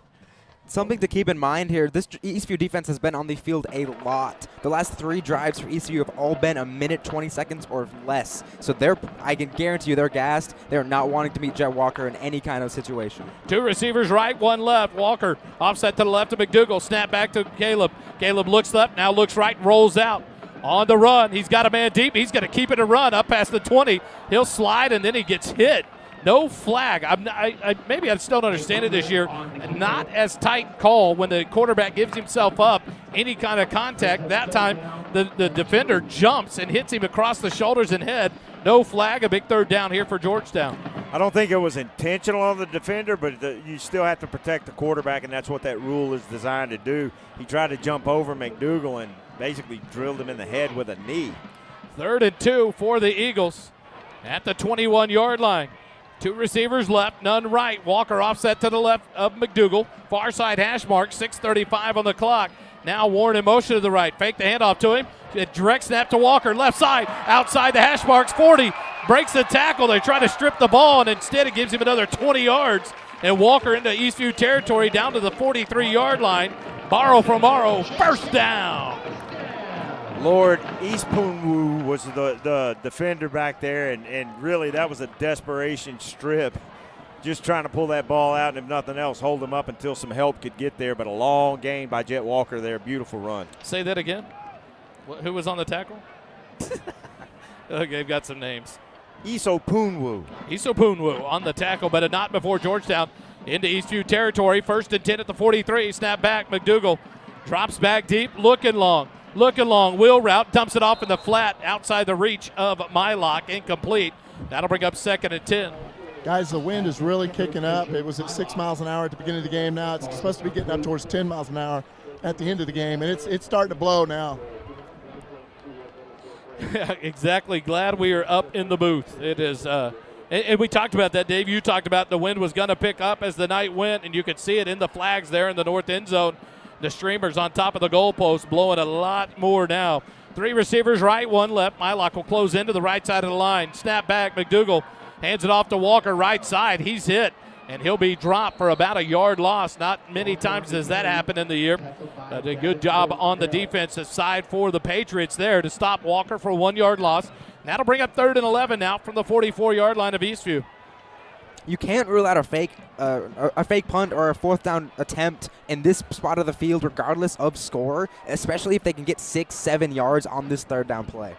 You got to figure this is a 2-down territory here. They're going to go for it on 4th down at the Eastview side of the field. So, yeah, like you said, Holden, 6 or 7 yards would be great to shorten up 4th down. Mylock empties out. Snap back to McDougal. Fake the handoff. He's looking right. Has a man in the slot, but he's pressured. Has to scramble. Being chased outside the 40. Throws on the run. A man comes back. The catch made up about the 45. What an effort there. Braylon Westfall, wow. The sophomore, did a great job, Kelly, coming back to the ball to help his quarterback, and now it's a manageable 4th and 2. The Eastview coach was trying to help the referee out, but the referee actually had a better view of it because he was looking right at it, said he made the catch, and that was an incredible catch. Buffet Killer's checking in now. Tennyson Dean comes in along with Dylan 76, Turbeville, 50. Luke Butch.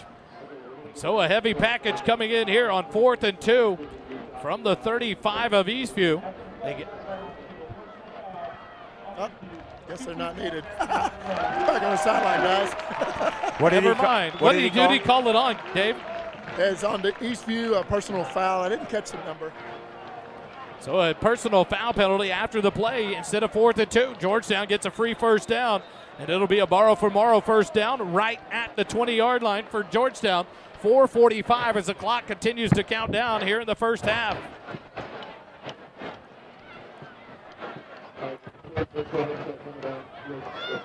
Two receivers left, 1 right. Walker to the left of McDougal, far side hash mark. Now the man in motion to the left side. Snap back to McDougal. Backwards lateral to Terosian. Gets outside the numbers at a block 10. Cuts back. And another borrow for Morrow. 1st down inside the Graham & Sons 1st down. What a play there by Regan Terosian. He got a block there by Xavier Warren on the outside.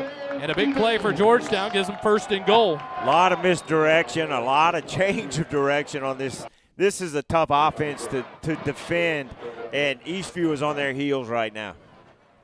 So Georgetown has it 1st and goal at the 8-yard line. 4 minutes exactly on the clock. It ticks under 4 as we continue.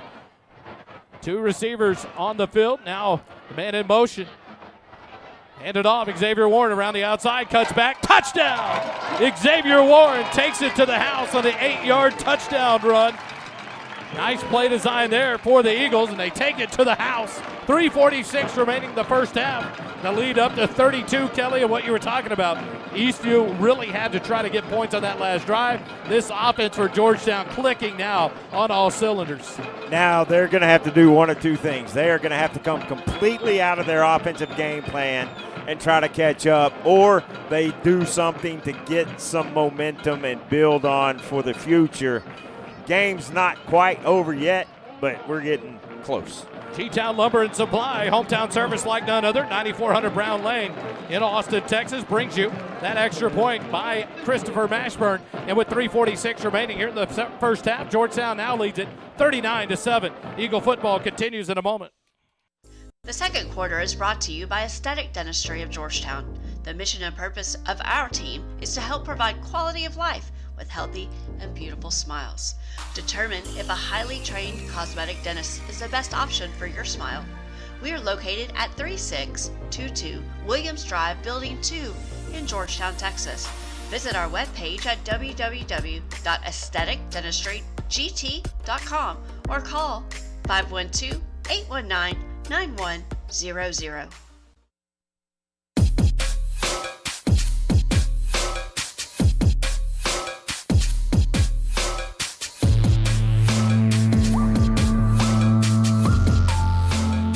Here at Burkle Backfield in the JMT's broadcast booth, the JCT Memorial broadcast booth, brought to you by JMT's. Georgetown brings you another kickoff here by the Syntec Shirt and Embroidery.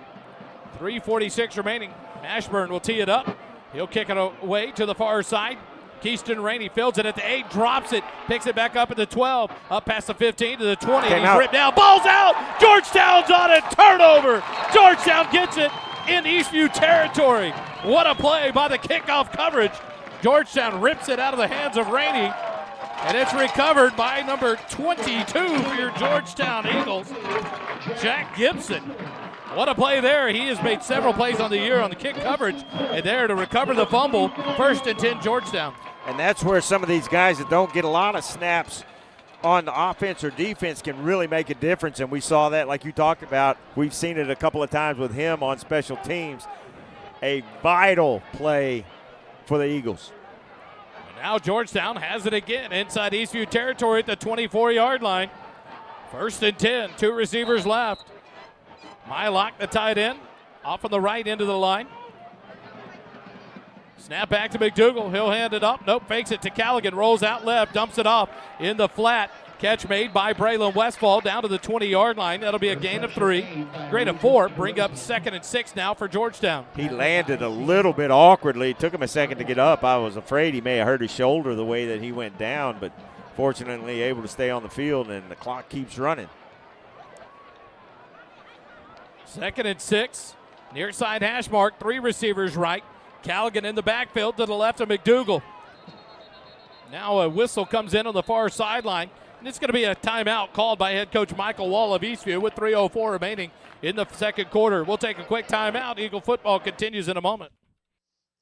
For all the fly fishing, hunting, and outdoors enthusiasts, River and Ranch Provisions is your one-stop shop for the gear you need. There's a large selection of hunting and fly fishing supplies for the beginner, all the way up to the experienced outdoor folks.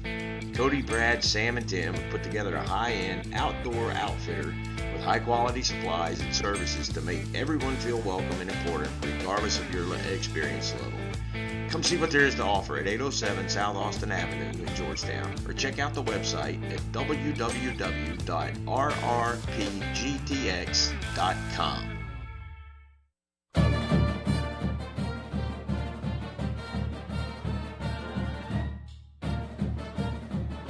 Back here live, Burkle Backfield in the JCT Memorial Broadcast booth, brought to you by JMT's. Omar and Susie Tompkins. And JMT's proud sponsors of First Responder Broadcasting. In Georgetown Eagle football, JMT's has the experience and confidence to take on any order. JMT's.com, 2 receivers left, 1 right. Callaghan to the right, now Tarosian in motion to the right side. Widens out. McDougal hands it off. Callaghan cuts back 15. Runs over a man inside the 10. Nice hard run there by Elijah Callaghan. Another borrow from Morrow. First down inside the Graham & Sons red zone. He looked like a smaller version of Jet Walker right there. A lot of speed. Get out in the open field, and when there's no place else to go, he put that shoulder down and delivered a lick himself. First and goal down to the 9-yard line for the Eagles. Callaghan stays on the field to the right of McDougal. One receiver left, one right. Tight formation at the line. Snap back to McDougal. He'll hand it off. Callaghan left side again. Up past the 5. Turns forward. And he'll be stopped right before the goal line inside the 1-yard line. That'll bring up second and goal for the Eagles. Nice hard run by Elijah Callaghan. And you know he wants that ball again. Quickly back to the line. Near side hash mark. Snap back. Callaghan gets it. Cuts back into the end zone. Touchdown, Georgetown. Callaghan rewarded. He makes the hard run. Takes it into the end zone, and Georgetown's lead now up to 38, 45-7 with 2:16 remaining in the first half. After that first drive that Georgetown had, 2 plays and a touchdown, then drove down, had to settle for a field goal, but since then they have really been clicking on offense. G-Town Lumber and Supply, hometown service like none other, brings you the extra point attempt. This is a multiple extra point attempt night for the Eagles again as Mashburn ready to go. Snap is back, the hold is down, the kick is up, and it's blocked. Eastview off to the races on the blocked extra point. They'll take it the other way for 2 points. Isaiah Davenport Bell will return it all the way for the Patriots. That's a unsportsmanlike conduct penalty coming right there. There it comes. He took his helmet off. And That was intelligent. And a third. And you hate to see that. The frustrations are mounting on the Eastview side. You understand that you're down 38 in the first half, but to take the helmet off and continue to cost your team is just what you cannot have happen. There are multiple flags out. Yeah, the 45, the 30 at the far side. Oh, this, wow. This might be coming back. Mashburn has to head down to the other end to grab his. I think this is some player accoutrement down But there's here. a penalty at the 30-yard line on their side. Here at the 45 in the middle of the field, there was one in the end zone. Wow. So now a discussion on the far side. It's interesting because, like, the return man was far and away the only guy who really had any shot. There was no one really trying to catch up to him. So I'm not sure how this could be any kind of penalty. Foul. 44. So good. After the play, it was their ball. Unfortunately, removing the penalty. That's his first and first time of the game. So the penalty was called on Eastview, during the play. Right. So that will negate the return of the blocked extra point. So the extra point is no good. But then after the play, and what Coach Griffin is saying, that's a penalty on them, we should re-kick our extra point. But then the penalty after the run back by Davenport Bell to take his helmet off, the unsportsmanlike conduct is after the play penalty. That will be assessed on the kickoff, so Mashburn will get to tee it up in Eastview territory. So you might see another kind of a squib or a high pooch kick here by the Eagles. But Coach Griffin is trying to talk about, wait, the defensive penalty should give me an extra point attempt, but I don't think he's going to get it. I don't think I'd die on that hill tonight right now with a 38-point lead. And it gets the 2-point return there on the blocked extra point on that conversion. And so nonetheless, those 2 points come off the board. They don't go on for Eastview. So it's a big penalty on Eastview, but really costly when Georgetown will now kick from the 45 of Eastview with 2:16 remaining. Let's take a quick timeout. Eagle football continues in just a moment. Jason Chance Tompkins Memorial Broadcast Booth is brought to you by JMTs. JMTs provides custom apparel and promotional items to small businesses, schools, and nonprofit organizations. Our services include screen printing, embroidery, and promotional items. Our game-changing direct-to-film printing allows JMTs to print full-color graphics on your garments. JMTs has the experience and confidence to take on any order. Visit our website at jmts.com or call us at 512-388-5555.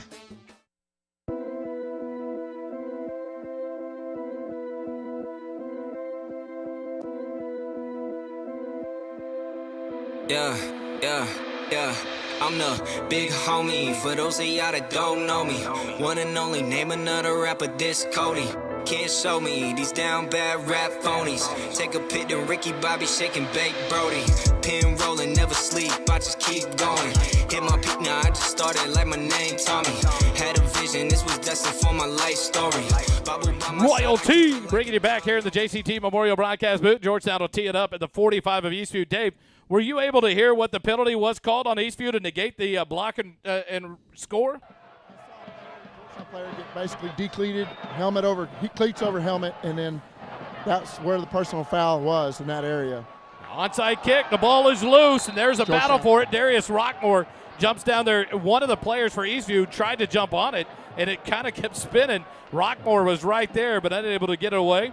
Eastview recovers it, so they'll have it 1st and 10 at their own 36. So not a bad play there. It almost broke free from the Patriots, but Eastview will have it 1st and 10 at their own 36. A good play by Evan Johnston to keep control of that for Eastview. Well, and every time something kind of goes right for Eastview tonight, something else happens. They've had one scoring play, and then on that return, they could have put some more points on the board for them. You had the 2 penalties, and it's just all collapsing right now for Eastview. 3 receivers left, none right. Blair, shotgun snap back, hands it off to Rainey right side, tries to shake a defender, and it's no go there. Cooper Werchin takes down Rainey for a loss. Back to the 35-yard line. Rainey is going to stay down on the turf. Here comes the whistle. What a play by Cooper Werchin. Nice hard tackle there. Rainey's helmet now, he takes it off, and he's going to stay down on the field. Quick timeout. Eagle football continues in a moment. The second quarter is brought to you by Aesthetic Dentistry of Georgetown. The mission and purpose of our team is to help provide quality of life with healthy and beautiful smiles. Determine if a highly trained cosmetic dentist is the best option for your smile. We are located at 3622 Williams Drive, Building 2 in Georgetown, Texas. Visit our webpage at www.aestheticdentistrygt.com or call 512-819-9100.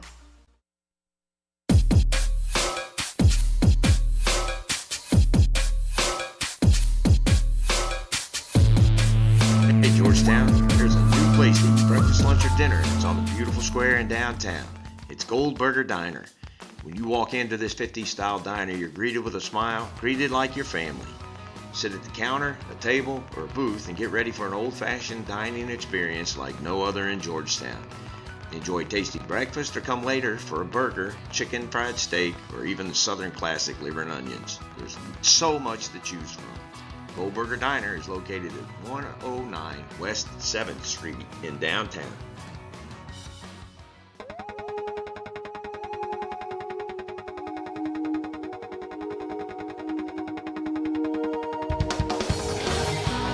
Kickoffs this season are sponsored by Syntex Shirt and Embroidery. At Syntex Shirt and Embroidery, we offer a variety of unique custom clothing and gifts, as well as personalized embroidery for gifts, schools, fundraisers, businesses, and more. Stop in today to browse what we have to offer and to ask about our custom apparel options. Whether you need 1 shirt or 100, there are no minimum order amounts on any custom pieces. Ask about our military discounts as well. Stop by our shop at 1911 North Austin Avenue, Suite 103, and check out our in-stock spirit apparel, or check out our website at www.syntexshirt.com. The official outfitter of your Georgetown Eagles broadcast team with First Responder Broadcasting.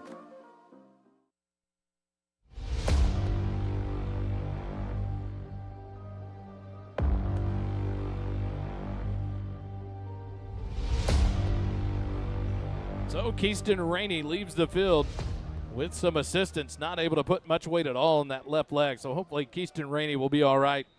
In behind Blair in the backfield will be Blake Honeycutt. Snap back, Blair throws out in the flat. Catch made by Nampkin. Cuts back to the outside the 40, 45, and he'll be taken down. He'll pick up enough there for a first down for Eastview up to the 47, 48-yard line. 1:49 remaining here in the second quarter. As soon as the chain set, they'll start the clock again, and it starts to run inside a minute 45. 2 receivers right, 1 left. Davenport to the right side. Or Honeycutt to the right side. Blair hands it to him. The ball's out. Georgetown recovers for the 4th turnover of the ball game. That's where you wonder You get the backups in there. Kelly Honeycutt unable to get a good exchange. He fumbles it, and Georgetown comes away with their 4th turnover of the ball game. Eastview making mistakes, Georgetown taking advantage of those mistakes, and that's why we are where we are. Some scores from around the district. Lake Belton leads the Leander Lions in the second quarter 20-15. And the Glen Grizzlies and Cedar Park Timberwolves are tied 14-14 going to halftime. And I know there's one more. It's a blowout. Chaparral and Rouse. Rouse. Rouse and Chaparral, and Rouse is leading 30-0 at the half. The Eagles have it. 3 receivers left, 1 right at the 46-yard line of Eastview. Walker in the backfield behind McDougal. Minute 35 left in the half. Snap back to McDougal. Fake the handoff. McDougal looking across the middle. Doesn't have any open receivers. Now throws it out in the right flat. The ball is knocked free. Incomplete pass to Sedgwick. Good coverage on the defensive side for the Patriots. With that much time. So it'll bring up 2nd and 10 for the Eagles. The play made there on the far side by the Patriot defender to knock it free from Sedgwick. I think it was number 29, Manny Williams. So Manny Williams on the defensive play. McDougal now with 3 receivers left, 1 right. Walker in the backfield, directly behind McDougal. Minute 28 remaining. Snap back, hand it to Walker. Right up the middle, lowers his shoulder, runs over defender, and spins forward as he carries another Patriot defender up to the 42-yard line. A gain of 4, bring up 3rd and 6 for the Eagles. Coach was thinking about calling a timeout right there, but decided not to. He started to make the motion, but decided not to. Eagles with a minute 5 remaining as the clock continues to run here on 3rd and 6 from the 42 of Eastview. Know that they would love to put up another score here before the half. Eastview will get the opening kickoff of quarter number 3. 3 receivers left, 2 right. Empty backfield for McDougal, middle of the field. Shotgun snap back to Caleb. Looking down the middle, pressured, and he'll be sacked back right before midfield down to the 49-yard line. And that'll bring up a 4th down for the Eagles. McDougal coming up gingerly there as the defender, when he took him down to the ground, kind of rolled on that right leg. So we'll watch that to make sure McDougal's all right. He's kind of shaking that right leg free. They will have to snap it because the play clock and game clock are offset by 2 seconds. So Georgetown will take their time here. Coach Griffin now has all 3 timeouts remaining. He'll let it click down to 2 seconds before he'll call a play, and he may just go for it on 4th down with 2 seconds, Kelly, and just hang one up. We'll see what Georgetown does here. Is 2 seconds remaining. Coach Griffin calls the timeout, and we'll take it with him. Georgetown football will continue in just a second, live here on the SHN Sports Network. Every first quarter this season is brought to you by Nathaniel Funk, your Leander, Georgetown, Edward Jones financial advisor at 1640 Highland Falls Drive.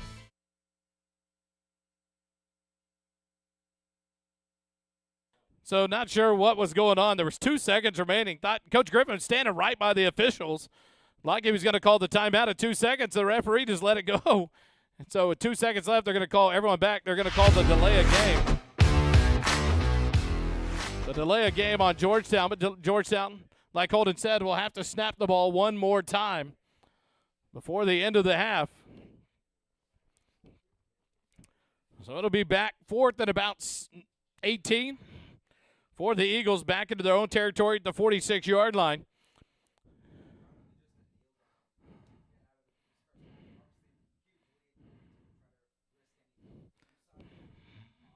Tweak his ankle on that last play, and that an excellent stunt that the Eastview defense ran to get a free rusher and ultimately end up at the quarterback. So I expect a kneel down. Looks like it. Xavier Warren dropping back about 20 yards deep. He was skipping back to his position. The only thing about this, though, you hate, really, if you think about it, is to snap back to McDougal. He runs backwards. It's a loss of yards every yard you go back. And so Eastview's not going to pressure it, but McDougal will take it back and take a knee. And the first half comes to an end. So the end of the first half, 45-7. Georgetown leads it over Eastview by 38. We'll take a quick timeout when we come back. The superintendent will join us live here on the SHN Sports Network. Wally, we've got Coach here. Coach, tell us about that big offensive lineman rumbling into the end zone. Oh, man, we've been playing that for a few weeks, and just had a little man. Caden's such a great athlete. It was fun to just try to get him a ball and get down here close and let him get touchdown. All right, good luck second half. Thank you, sir. Guys. Caden Scherer got one of the big touchdowns and takes it to the half for us. 28 minutes on the clock, so we'll take a quick timeout. When we come back, it's Dr. Patteville joining us live here on the Halftime Show. Stay with us. Eagle football continues in a moment. Attention Georgetown Eagle football fans. Blair Hogue with the Hogue team of Fairway Independent Mortgage is your local lender, conveniently located on the square in downtown Georgetown. With over 22 years of experience, Blair and his team are here to guide you through every step of your home journey, whether you're buying, refinancing, or pulling out equity for debt consolidation or home improvements. We do it all, and we're dedicated to making your dreams a reality. When you think mortgage, think local. Think Blair Hogue with the Hogue team. Visit us today or call 512-717-9912 and let's get started on your path to home ownership. Georgetown, there's a new dining and entertainment spot in town, Camp Brightside. Come and enjoy unbelievable food and drink menu in our rustic dining room or on the huge covered patio. Camp Brightside is not just great food and drink, but unmatched atmosphere that includes outdoor games, a wiffle ball field, and an outdoor stage. Camp Brightside is located at 8701 Rural Route 2338, also known as Williams Drive, near Ronald Reagan Boulevard. Camp Brightside is the site of the Eagle Nation Coaches Show every Wednesday at 6 p.m. For food, fun like none other in Georgetown, visit Camp Brightside and stay a while.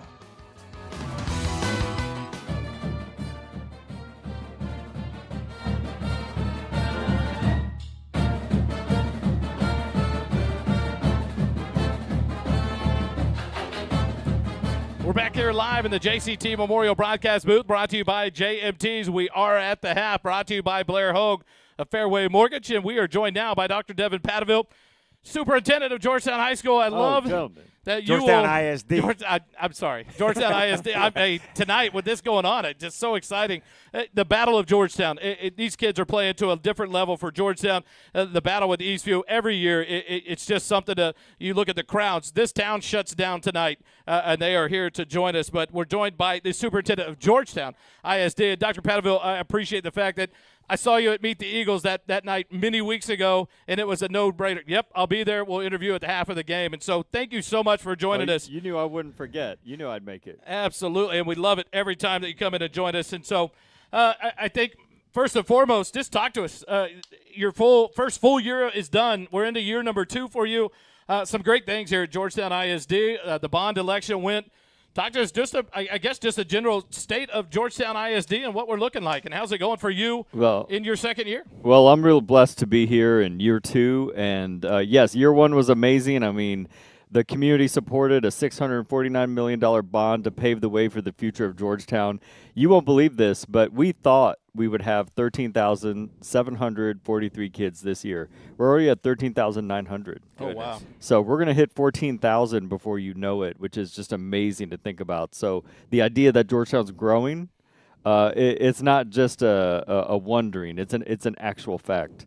But with that growth, we're trying to pave the way for the future. We opened the Future Ready Complex this year, which is so exciting. I love going to the Future Ready Complex because you see Georgetown and Eastview students interacting there, and they're getting the opportunity to take part in programs where they're getting certifications, getting career pathways, and we've just started. I mean, what I'm really excited about is we're going to start a manufacturing pathway that's going to go directly into all these manufacturing industries in Central Texas, not just Samsung Semiconductor, but other companies in the area that are going to make a great living wage for students, whether they go to college or directly to the workforce. And it's funny, we talked to Alex Wilson on the Coaches Show Wednesday night out at Camp Brightside, and we ask the kids every time we interview them, especially the seniors, what is the future plan for you? And Alex Wilson said, I'm going to go to a trade school. I'm going to get into HVAC. I'm going to go be a worker that can provide for my family. And it was just a different mindset. You hear a lot of, I'm thinking about the future, maybe playing football. I'm going to go to college. I'm going to do this.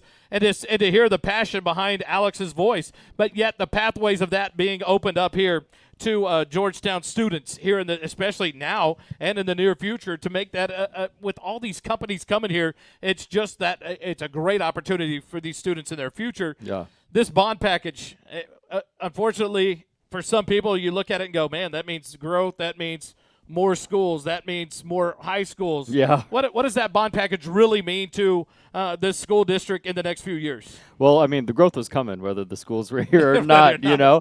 So we're going to have an additional middle school, an additional elementary on the southeast side of Georgetown. And then the next high school is going to open in the fall of 2028 right by Lake Georgetown.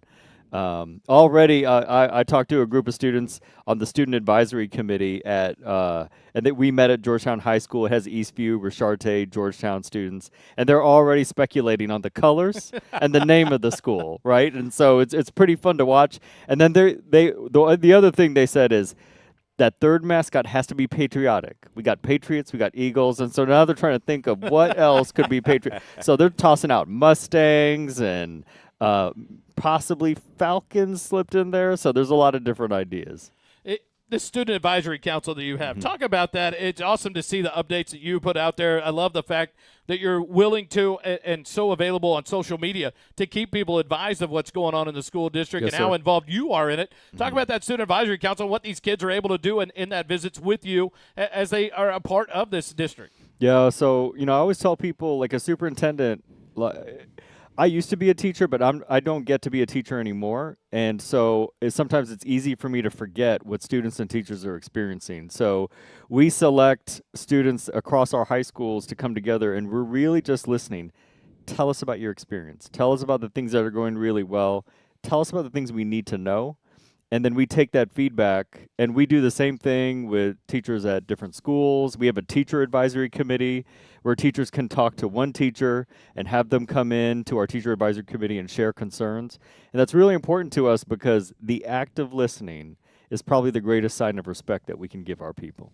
Dr. Pataville, you came into the school district last year. I would imagine, and this is purely speculation, I would imagine it's a little bit like drinking from a fire hose of information and trying to get your feet under you. Your feet are under you now. What's the future now in year 2 for you as the superintendent of the school district? The number one priority we have is to make sure every student is learning at high levels. Like, that's the entire reason schools exist. So right now I'm really proud of our teachers and the work they're doing to help make sure that students are getting the academic confidence. We want students, when they cross that graduation stage in May, to walk across that stage and be confident that all these doors of opportunity are open in front of me and I can walk through any of those doors. So we want to create as many opportunities for students to gain that confidence. That next level for us, that also includes what we mentioned before, which is expanding the trades. Just take HVAC as an example. Right. A lot of people think like HVAC, okay, I'm going to go directly to work and whatever. A lot of people don't know HVAC can be a 6-figure career. Oh, yeah. Right? Yeah. And that's true of a lot of different things in the career and technical education sphere. So I'm really excited. We have a great director named Breton Schultz, and he's working with us to really expand over the next 5 years the kinds of opportunities these young people are going to have. And I love that Georgetown ISD is doing this because college is not for everybody. And there are some really, really good career paths out there that aren't through college, but like you said, through the trades and through other aspects of it. How many kids are going through the new center? Right now, it's somewhere between 400 to 500 kids that are going through the new center. So I would say we're at about a third of the full capacity of what we're going to use that building for. Right. But we're going to start an early college pathway next year. And what I'm talking about is students are going to be able to get an associate's degree and a high school diploma by the time they graduate. Wow. And their associate's degree is going to be directly linked to manufacturing. So they can go transfer and go directly into a 4-year college, or they can go directly into the workforce with their associates, and they'll be highly skilled. So how are the businesses in Central Texas involved with this? Was that That's right where I was going with the induction of a huge Samsung plant coming in, Elon Musk and Tesla and all of his corporations coming to Texas, all this growth of all the manufacturing, Amazon with their huge plant in Pflugerville. How have those companies, or how can Georgetown ISD tie in with those companies to provide even more opportunities for these students? Yeah, so it's not just companies like that. That's important, right? And so we have partnerships there, or we're building relationships there. But there's a lot of like lesser-known names that are still great employers here in Georgetown, Texas.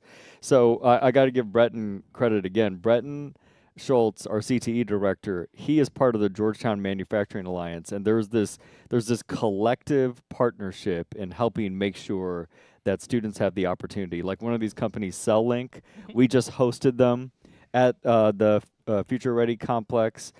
There's other companies here that we keep cultivating those relationships because we want two things for our students. We want to be able to give them internships, some of them even paid internships, so they can get the experience of seeing what it's like to work there. But then the other thing is we want those companies who are going to need highly skilled workers to say, hey, they're right here in Georgetown. And so they can go directly into the workforce, make a great middle class living like that by 19, 20, 21 years old. What was the biggest challenge for you in year one versus year two now? Oh man, I would say year one was just learning. You know, the most special thing about Georgetown is the people, right? It's the people and the relationships we build. And so I would say in year one, it was just getting to know the quality people of Georgetown. And so that was just a lot of being in different groups, meeting different people, building different relationships, because without people and without relationships, none of this work is possible. How do you balance, before we let you go, you're so involved in this school district. I get to see you out and about at a lot of sporting events, calling all the games, and seeing you at the volleyball banquet with the Sun City Boosters, seeing you at Meet the Eagles. You make your appearance, and you're out there for the students to see your involvement, for the parents to see your involvement, for the boosters to see your involvement. How do you do a good job of balancing your superintendent life, also being a dad and a husband and a family man himself? How is that going for you, and how do you keep that as a focus to make that sure that's an example for these kids that we can have fun, but we have a responsibility at home as well? Oh, well, first of all, I really appreciate you asking, and I'm not going to lie. There are some days that I do better at that than others. I'm fortunate that I really love this work, and so it's tough work, but it doesn't feel like work to me. It's something that I feel like is a life calling. But, you know, I have a son and a daughter. My daughter's in college. My son's finishing high school, and everyone knows if I got something going on with them, I'm going to their stuff. You know, I'm there for them. My daughter called me the other day from College Station. She said, "Hey, Dad, what do I do with a dead battery?" And I'm like, "I'm there. I'll meet you there. You know, we'll do whatever." It's one of those things where it's always, and I tell everyone I work with, it's family first. I don't want to find out that you missed a kid's field trip because you had to work something. And so if someone asks me, "Hey, I need a day off because I don't need the details. It's for your family. Go. It's always family first." I have to say, I've enjoyed the fact that you what you've done and the involvement that you've brought to this school. Kelly and I are super involved and have been for years on the school side, on the sports side. But seeing someone involved and showing a passion towards these kids, for them to see that someone cares about their future and about their education, I say thank you. I appreciate the fact that you spend time with us every year, and we look forward to it. We pencil it in. We put it in the calendar. When we play Eastview, we're going to spend time with Dr. Pataville. We appreciate you coming by and giving us a few minutes of your time. Yeah, Wally stole a little bit of that thunder. We're on the same page right there, Dr. Pataville. Tip of the cap to you. You are so approachable, so real in all the interactions that we've had with you. And, you know, I've watched your interactions with other people, and you're to be commended for that, because there's a lot of people who care about their kids and what's going on in this school district. Thank you. I've never seen you turn anybody away. You're so approachable, and we appreciate that. Sometimes people get into higher positions in a district this size and not all that approachable, but I guess we would just describe you as you're just a guy. Yeah, that means a lot to me. I always want to just be Devin to people. Well, and we were talking before the season even started. We're excited for this interview every year, and thank you. to get to bogart your time for just a little bit and ask the questions we want to ask. But we greatly appreciate not only this, but everything that you're doing for the school district, and best of luck in the future here in GISD. All right, thank you so much. It means a lot to me. We ask everybody before we let them go, any shout-outs before we let you go?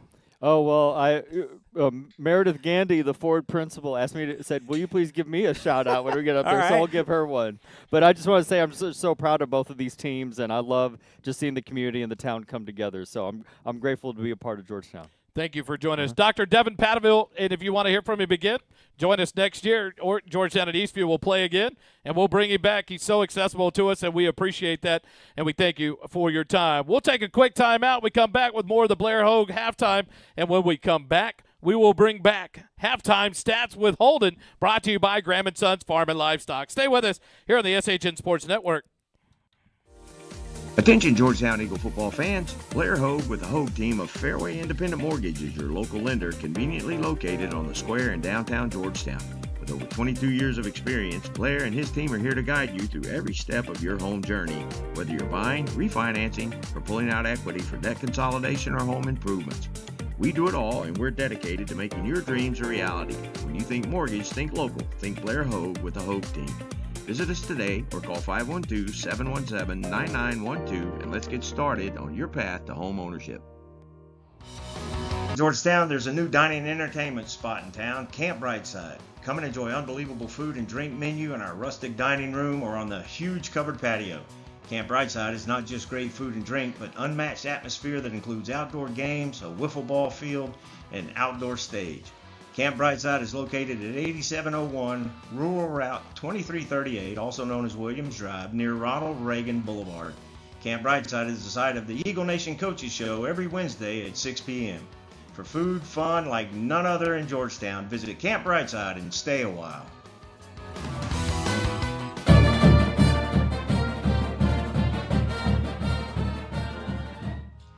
At Mesquite Creek Outfitters, located at 704 South Austin Avenue in Georgetown, Texas, we bring community together in a casual environment to share the love of gear, great drinks, and friendship.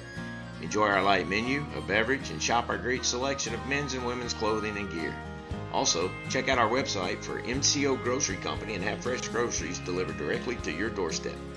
Visit the Mesquite Creek site at www.mesquitecreekoutfitters.com or stop in and say hello. MCO is a proud sponsor of this year's Georgetown Eagle football broadcast, brought to you by First Responder Broadcasting.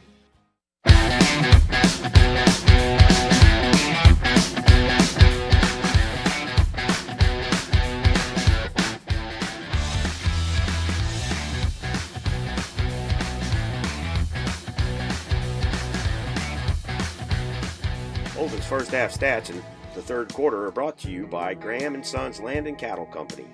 Graham & Sons Land and Cattle Company is a cow-calf operation here in Central Texas, growing calves, cotton, corn, and wheat for commercial customers. Austin Graham and his team of crazy cowboys and cowgirls produce some of the best tasting meat that the First Responder Broadcasting team has ever eaten. Thank you, Graham & Sons, for your support of our broadcast of Georgetown football. Eagle fight never dies.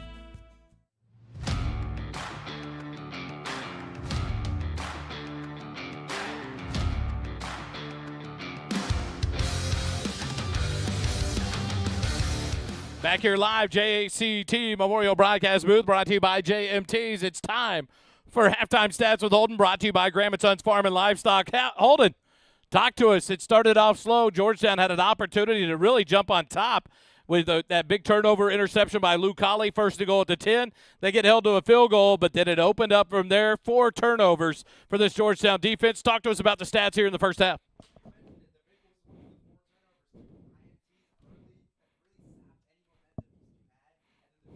Late in that first half to really kind of put salt on the wound. Any kind of chances that Eastview could have offensively quickly dashed, giving Georgetown short fields. Specifically stats, though, 9 of 15 for McDougal, 146, 2 touchdowns in the air, including the highlight of probably the day, the touchdown to the left tackle, Caden Scherer, big 71, getting a touchdown, getting a touch.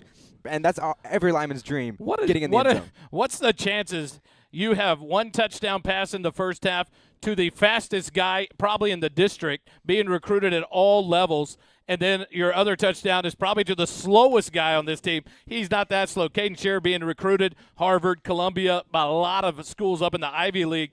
What's the chance of that? A lineman and your speedy track star for your 2 touchdowns in the first half. I mean, that's all execution. That's all game planning, because there's no other instance that you could ever really try to get away with getting the left tackle the ball there. It's got to be a goal to go, a short yardage package, and it ends up working there. I'm still of the mindset that if the coaches watch the film on that, they're probably telling McDougal, throw it in the dirt, because there was probably 10 guys right there, Eastview players, Georgetown players. It ended up going in our favor, but that looks the moneyest play I think I've ever seen. We didn't run the ball heavy with Jet Walker first part of the first quarter, and then all of a sudden the Jet Walker show comes on. Talk about Jet's first half.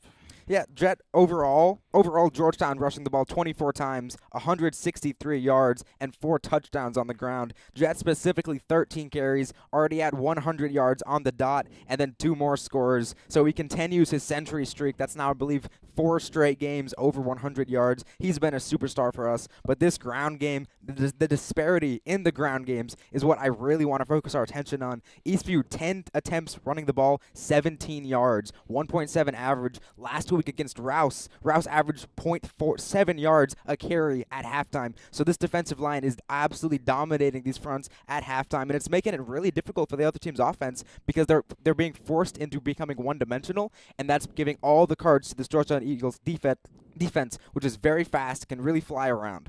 Talk about Ty Blair. The concern for Georgetown was to keep him contained, but be prepared for the passing. He could throw the ball, but he could tuck it and run it. What are we looking at stat-wise for Ty Blair in that first half for Eastview?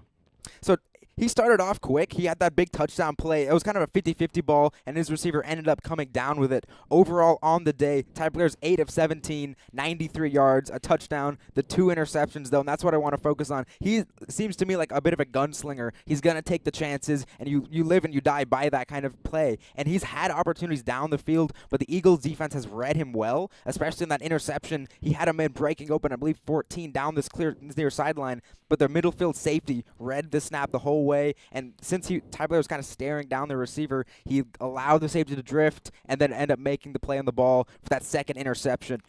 And that's really been the focus. That's the 4 turnovers in this first half have absolutely dashed any hope for this Eastview offense to catch some rhythm. One thing I kept hearing all week was when Ty Blair was pressured, that's where his 5 interceptions came from on the season through his first 6 games. 2 tonight.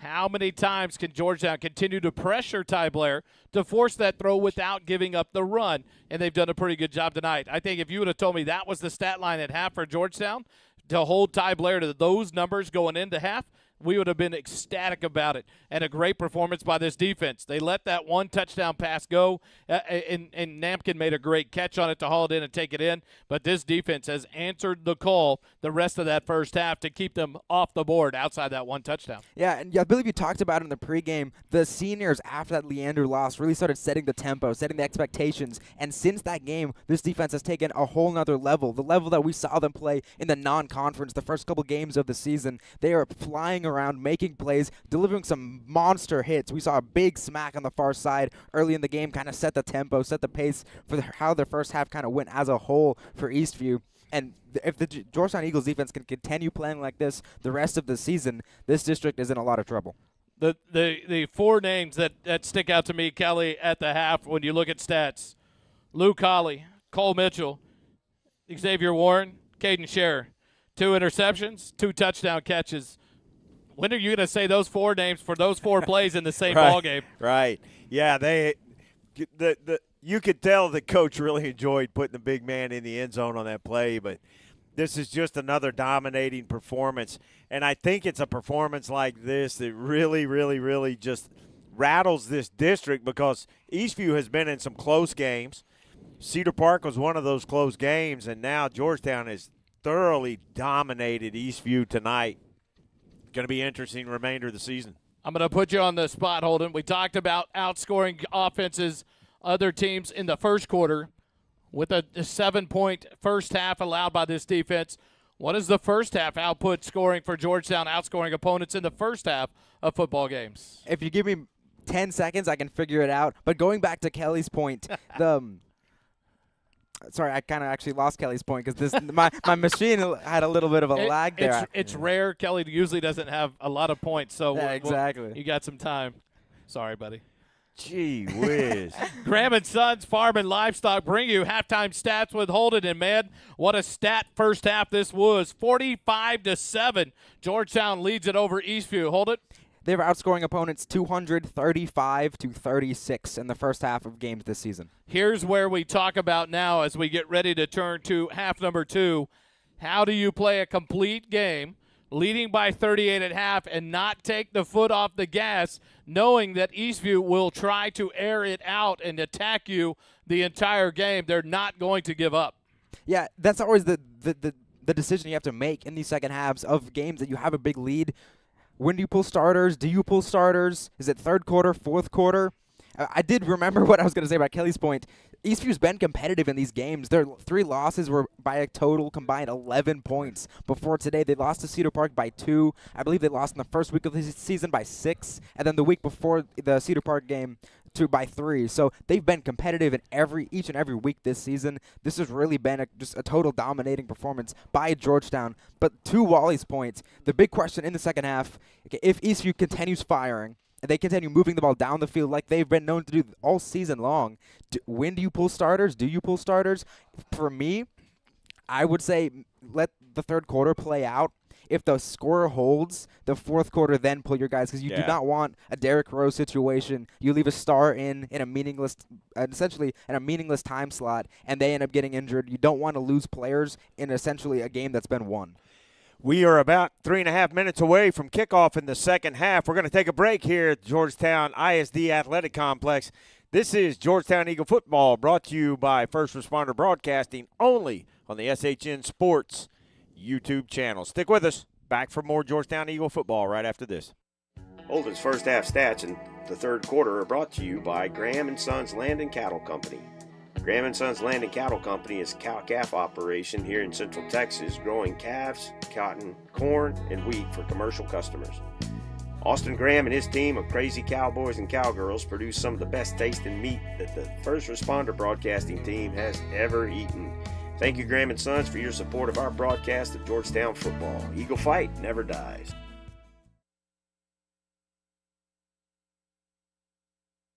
The Jason Chance Tompkins Memorial Broadcast Booth is brought to you by JMTs. JMTs provides custom apparel and promotional items to small businesses, schools, and nonprofit organizations.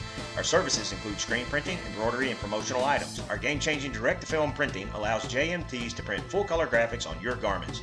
JMTs has the experience and confidence to take on any order. Visit our website at jmts.com or call us at 512-388-5555.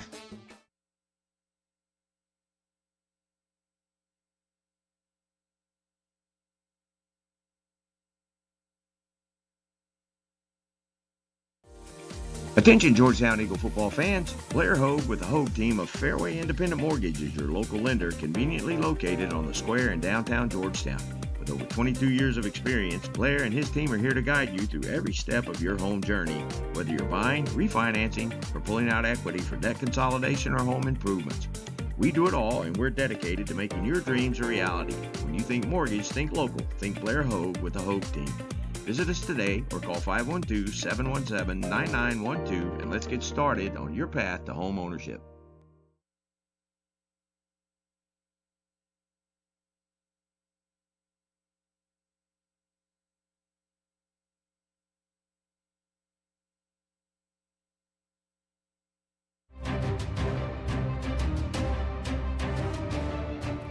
And we welcome you back to Birkelback Field at the GISD Athletic Complex. Your halftime score, Georgetown 45 and the Eastview Patriots 7, as we await the teams taking the field in the second half. Some updates on some scores from around the district. The Leander Rouse Raiders are leading the Chaparral Bobcats 40-0 at the half.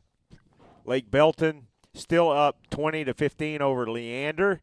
That game is about to start the second half there. Leander Glen Grizzlies lead the Cedar Park Timberwolves 21-14 in the third quarter. That is a big, big game for district standings as well. And a lot of interesting stuff going on in this district tonight. Holden, what are we looking for in the second half from Eastview? I mean, you'd love to be able to say stick with your game plan, but down 38 coming into the second half, only have 30 minutes, or not even 30 minutes, 24 minutes to go in the game. You have to come out firing, and then you have to hope that the turnover margin starts leaning in your favor so that you can start clawing your way back into this game. If you can take the fourth quarter down maybe 21-17-ish, then you're feeling a little bit more confident about your chances. It would still require a lot of ball bounces to go your way, but you have to go with how far Ty Blair can take you. He's been your best player this season. You cannot lose faith in him and his passing attack. It's been very capable and competent the whole season long. One off night, don't get shooken off of his confidence. Don't lean away from him and continue playing through. Who is your best player? It's going to be interesting to see how Eastview handles this second half. For them to try to get back into this game, they're going to have to take some chances. And when you take chances, you're stepping outside of what you normally do, offense and defensive side of the ball, which does open up some windows of opportunity for things to go even farther south for Eastview. But if they want to get back in this ball game, they are going to have to take some chances, take some shots downfield, and see if their athletic mobile quarterback can actually get something going in the passing game, because the run game is just not happening. And it hasn't been happening for a lot of Georgetown's opponents this season. Georgetown's defense has excelled at making their opponents very one-dimensional and then allowing their secondary to play in the systems that they want to play in. I shouted out earlier the Minnesota Vikings-esque lineup that Georgetown's been running, where they have 7 guys in the line of scrimmage, and then maybe they'll bring 2 and drop some other 2 from another side, and everything that has to be decided post-snap for the quarterback makes life incredibly difficult. So you have to try to get Georgetown out of the sets they're comfortable in and into positions that you feel like your team is able to succeed. And we turn it back over to Wally Harmon. The halftime show brought to you by Blair Hogue of Fairway Mortgage. Contact Blair Hogue with the Hogue team of Fairway Independent Mortgage for all your lending needs. We start the third quarter. The Syntex Shirt and Embroidery kickoff. Mashburn will boot it deep for the Eagles. Fielded at the 5-yard line by the Patriots, up past the 15, 20, and then hit and dropped about the 23-yard line.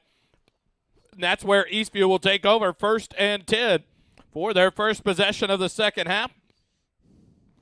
And we'll see what this Georgetown defense does. Earlier in the season, a concern for Coach Griffin and the coaching staff was a response out of the second half, out of the locker room at the second half. When you have a big lead, this team has to perform 4 quarters tonight against Eastview. And that's exactly a perfect segue to what I wanted to talk about. Was you got to get some consistency going in these second halves. Georgetown has not played very many complete ball games as far as having to play through the fourth quarter. So you got to get some consistency now. Blair gets a shotgun back, fakes the handoff. Nope, hands it to Honeycutt right up the middle, makes a man miss, and gets all the way up to the 35-yard line, make it the 36-yard line. And that'll be a 14-yard gain or 12-yard gain, get him up for another first down. And a nice run by the backup, Blake Honeycutt, who is in place of Keyston Rainey, who was hurt towards the end of the first half. 3 receivers left, 1 right. Handed off, Honeycutt. He'll be stacked up and fall forward for about 2 yards to the 38, bring up 2nd and 10 now for the Patriots. I thought he was going to reach the ball out there and make it susceptible to getting batted away, but he was able to get to the ground without losing control of the football. 2 and about 7.5, 8 yards for the Patriots. They trail by 38 here in the third quarter. 3 receivers left, 1 right. Honeycutt, the running back, offset to the left or right of Blair. Near side hash mark. Shotgun snap back to Blair. He's looking right. Quick pass out the right flat. Catch made and driven out of bounds quickly there by number 13, Cooper Werchin. Catch made by number 4, Seth Dimmel. And that'll bring up a 3rd and about 2 for the Patriots. You got to anticipate Eastview's not going to punt anymore unless they're way deeper in their own end of the field. So Georgetown is going to be looking at 4-down territory for the Eastview offense. I would anticipate the rest of the game. Namkin, the lone receiver, right. 2 receivers left for the Patriots. Near side hash mark. Snap back to Blair. Handed off to Honeycutt. Nope. A little dump pass in the backfield. Up past the 45 to midfield. The tackle made by Lou Colley. The catch made by number 26, Alejandro Rodriguez. And that's enough for an Eastview first down. One of our consistent listeners, Ixtapa, in the chat is listening in from Portugal right now. So thank you. We appreciate you listening in. And Frank Miranda checking in as well. And Austin Graham and a bunch of old listeners. They'll spot him short of the midfield stripe. 1st and 10 at the 49 of Eastview. 2 receivers left, 2 right. Honeycutt directly behind Blair. Near side hash mark. Now he empties out. Blair gets it, direct snap, and then goes forward all the way up 40. Cuts back 35, 30, outside the numbers, and he'll be taken down inside the 25-yard line. That was a designed quarterback keeper by Ty Blair after the backfield emptied out. And a big run there from Blair down to the 22 of Georgetown, 1st and 10. Exactly the drive Eastview needed coming out of the locker room after the half. Put some points on the board and try to get back into this ball game, and we saw Blair's athleticism then. 3 receivers left, 1 right. Honeycutt to the left of Blair. Double clap of the hands, handoff. Honeycutt got it. Blair paid the price. He was hit in the backfield by Chance Kelly, but Honeycutt was stacked up in the backfield by Seth Warren and Luke Butch for a loss. They'll spot him down at the 24-yard line of loss of 2, and it'll bring up 2nd and 12 for the Patriots. Chance Kelly was not going to do anything but hit Blair. That was his sole mission, sole purpose, and that mission was accomplished. Now the Patriots have it, 2nd and 12. Inside 9 minutes, 45 seconds remaining, 3rd quarter. 3 receivers left, 1 right. Namkin, the lone receiver right. Correction, number 4, Dimmel, the lone receiver right. Blair pressured, has to throw, and it will not be intentional grounding. Good pressure there by Seth Warren as Blair goes to the ground again. Forced to throw the pass quickly, and it's incomplete. Brings up a 3rd and 12. If Blair had a little bit more time to operate in this offense, it'd be very, very dangerous. He is an athletic quarterback, smart quarterback. He's protected the ball well.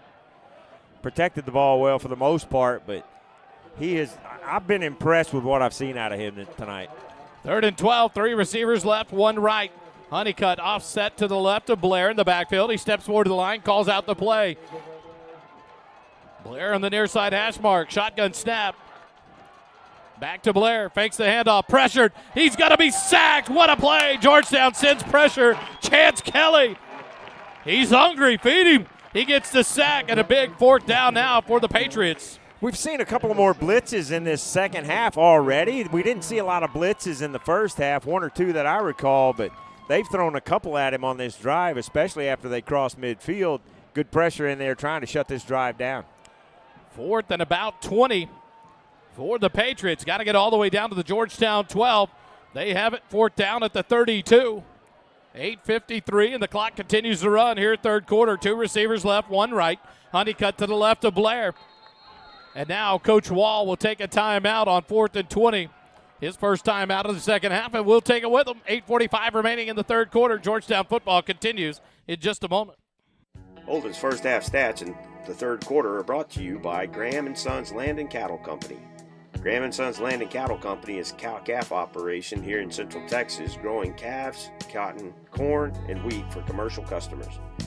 Austin Graham and his team of crazy cowboys and cowgirls produce some of the best tasting meat that the First Responder Broadcasting team has ever eaten. Thank you, Graham & Sons, for your support of our broadcast of Georgetown football. Eagle fight never dies.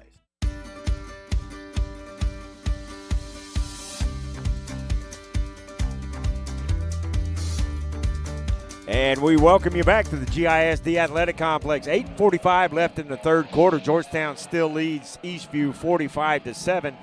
Eastview facing a 4th and 20, 4th and 19 at the Georgetown 32-yard line. So it'll be interesting to see what they draw up to try to gain 19 yards in their own end, in the Georgetown end of the field. Holden, what'd you say? Not many 4th and 20 plays to draw up here. 4th and 20, 3 receivers left, 1 right. Snap back to Blair. He's going to roll to his right. Pressure coming, Luke Butch. Can't get to him. Blair scrambles to the right. 35-30, tucks it. 25-20, cuts back, and he'll get down inside the 20 to about the 16-yard line. Not enough for the first down, and it's a turnover on downs. Georgetown football. Luke Butch, the move that he made to go untouched into the backfield, a little juke out there on the edge. Lined up as a stand-up end, which we don't see a whole lot out of big number 99, but just an athletic move to not even be touched and force Blair out of the pocket. Impresses me at all the sportsmanship. This really is a community football game. You know, somebody's on the ground, another player from another team picks them up off the ground. 1st and 10 for Georgetown. From the 16-yard line, make it the 17-yard line. Three receivers right, one left. Jet Walker offset to the right of McDougal, near side hash mark. Snap back, fake the handoff, quick pass out in the flat. Make a man miss, shake and break, 25 up to the 30. That's a catch by Max Muniz. Great play there, a borrow from Morrow, first down. Just a simple play, that quick slant. That's very, very difficult to defend when you're backed off 7-8 yards off football. Back to the line quickly, three receivers right. Hand it up, nope, pull it out of the belly of Jet Walker, throw it. Davin Sedgwick lays out, but unable to make the catch. Incompletion brings up 2nd and 10. Almost a nice completion out there. Kind of looked like a little tug on the jersey by the defender, but a good no call out there by the referees. Ball falls harmlessly incomplete. 2nd and 10 for Georgetown. 8-11 left, third quarter. Three receivers right, one left. Sedgwick, the lone receiver left for Georgetown. Now Mylock comes in motion to the left side of the line. Snap back, pitch it to Walker left. He runs out to the left, cuts back up at the line, stacked up there by the defenders. A gain of about 1 up to the 31-yard line. It'll bring up 3rd and 9. Nice play there by Davenport Bell as he came in and looked like Walker was going to get to break free. And Davenport Bell laid a big hit on and stood him up, and only a gain of 1. Still playing hard, both teams, and that's what you want to see in a game like this. Playing hard, playing clean, and you got to keep your head on the swivel. Empty backfield here for McDougal, near side hash mark. Two receivers left, three right on 3rd and 9. Clap of the hand, snap back to McDougal. Across the middle, catch made by Sedgwick. It bounces off the umpire, cuts back to the near side, up past the 40, 45, and that's it up for a borrow for Morrow first down. Devin Sedgwick got checked by the umpire, stood his ground, made the catch, and turned it into a big first down. One of the best defensive plays of the night made by the back judge against Georgetown, but Sedgwick still able to hang on to that football. I didn't think there was any way he was going to catch that ball, but he did. Coach is standing over there like, what? They're part of the field, Coach. Great play by Sedgwick to hold on to it, and a first down for Georgetown up to the 46. One receiver left, one right. Walker to the right of McDougal, snap back. McDougal pulls it out from Walker, throws across the middle. Sedgwick makes a great catch into Eastview territory, taken down inside the 40, down to the 34-yard line. What a catch by Devin Sedgwick. That was Caden Leggett-ish catch right there. Just the tip of his hands, tip of his fingers. What a catch by Devin Sedgwick. The tackle by Noah Herrera to keep him out of the end zone. And another borrow for Morrow, first down. Nice play calling. I like those plays like that. Some dinks and dunks here and there, some runs, and then something a little bit over the top. I love that. 1st and 10 from the 34-yard line. Snap back, hand it to Walker right side. Dances outside, waits for that hole, gets outside the 30, cuts back, runs over a man, picks up about 8 yards on the carry, and that'll bring up a short 2nd and 2 for Georgetown. Boy, that stiff arm. He's so strong, just unbelievable that he can move like he does, is as fast as he is, but he's 6'2", 215, something like that. Big running back and a lot of fun to watch. Two receivers right, three left now in the empty backfield for McDougal. Far side hash mark on 2nd and 2 from the 31 or the 26-yard line of Eastview. Snap back to McDougal, looks right, little screen. Sedgwick has a big blocker from Scherer, cuts back inside the 20 and just dropped there at about the 20-yard line. That's it up for another borrow for Morrow, first down. Really interesting how that play was drawn up. It was very purposefully built to look to that right side of the offense, but he comes back to the left, and that froze not only some of the guys in the defensive backfield, but the linebackers couldn't commit to either direction, able to help Sedgwick gain some extra yardage. Nice block there by Caden Scherer on the outside to give the gap for Sedgwick to pick up another borrow for Morrow, first down at the 20-yard line. Snap back. Hand it off to Walker. He gets outside the numbers, 20, 15, 10, 5, touchdown. Jet Walker, 20 yards to the house. Wow. Just wow. Stiff arm, lower the shoulder, outrun you. It doesn't matter.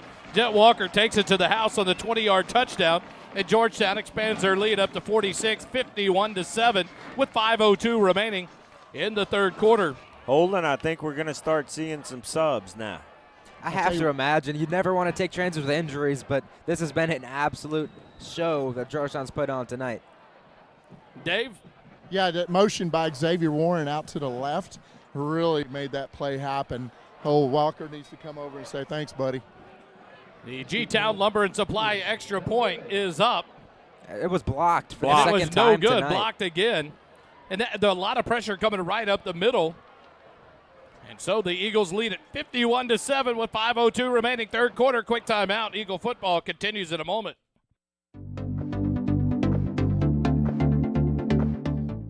Our first down sponsor this season is Borrow from Morrow. Borrow from Morrow, our team is dedicated to providing the best mortgage experience possible. We do that by offering easy-to-use mortgage tools, including our handy mobile app, competitive rates, and assistance from an experienced loan officer. Our loan officers understand the local markets, have access to a wide variety of loan programs, and are ready to guide you through the process. Your family, your future, our focus. For your mortgage needs, remember, Matt Morrow, Borrow from Morrow. For more information, visit borrowfrommorrow.com. NMLS 464148.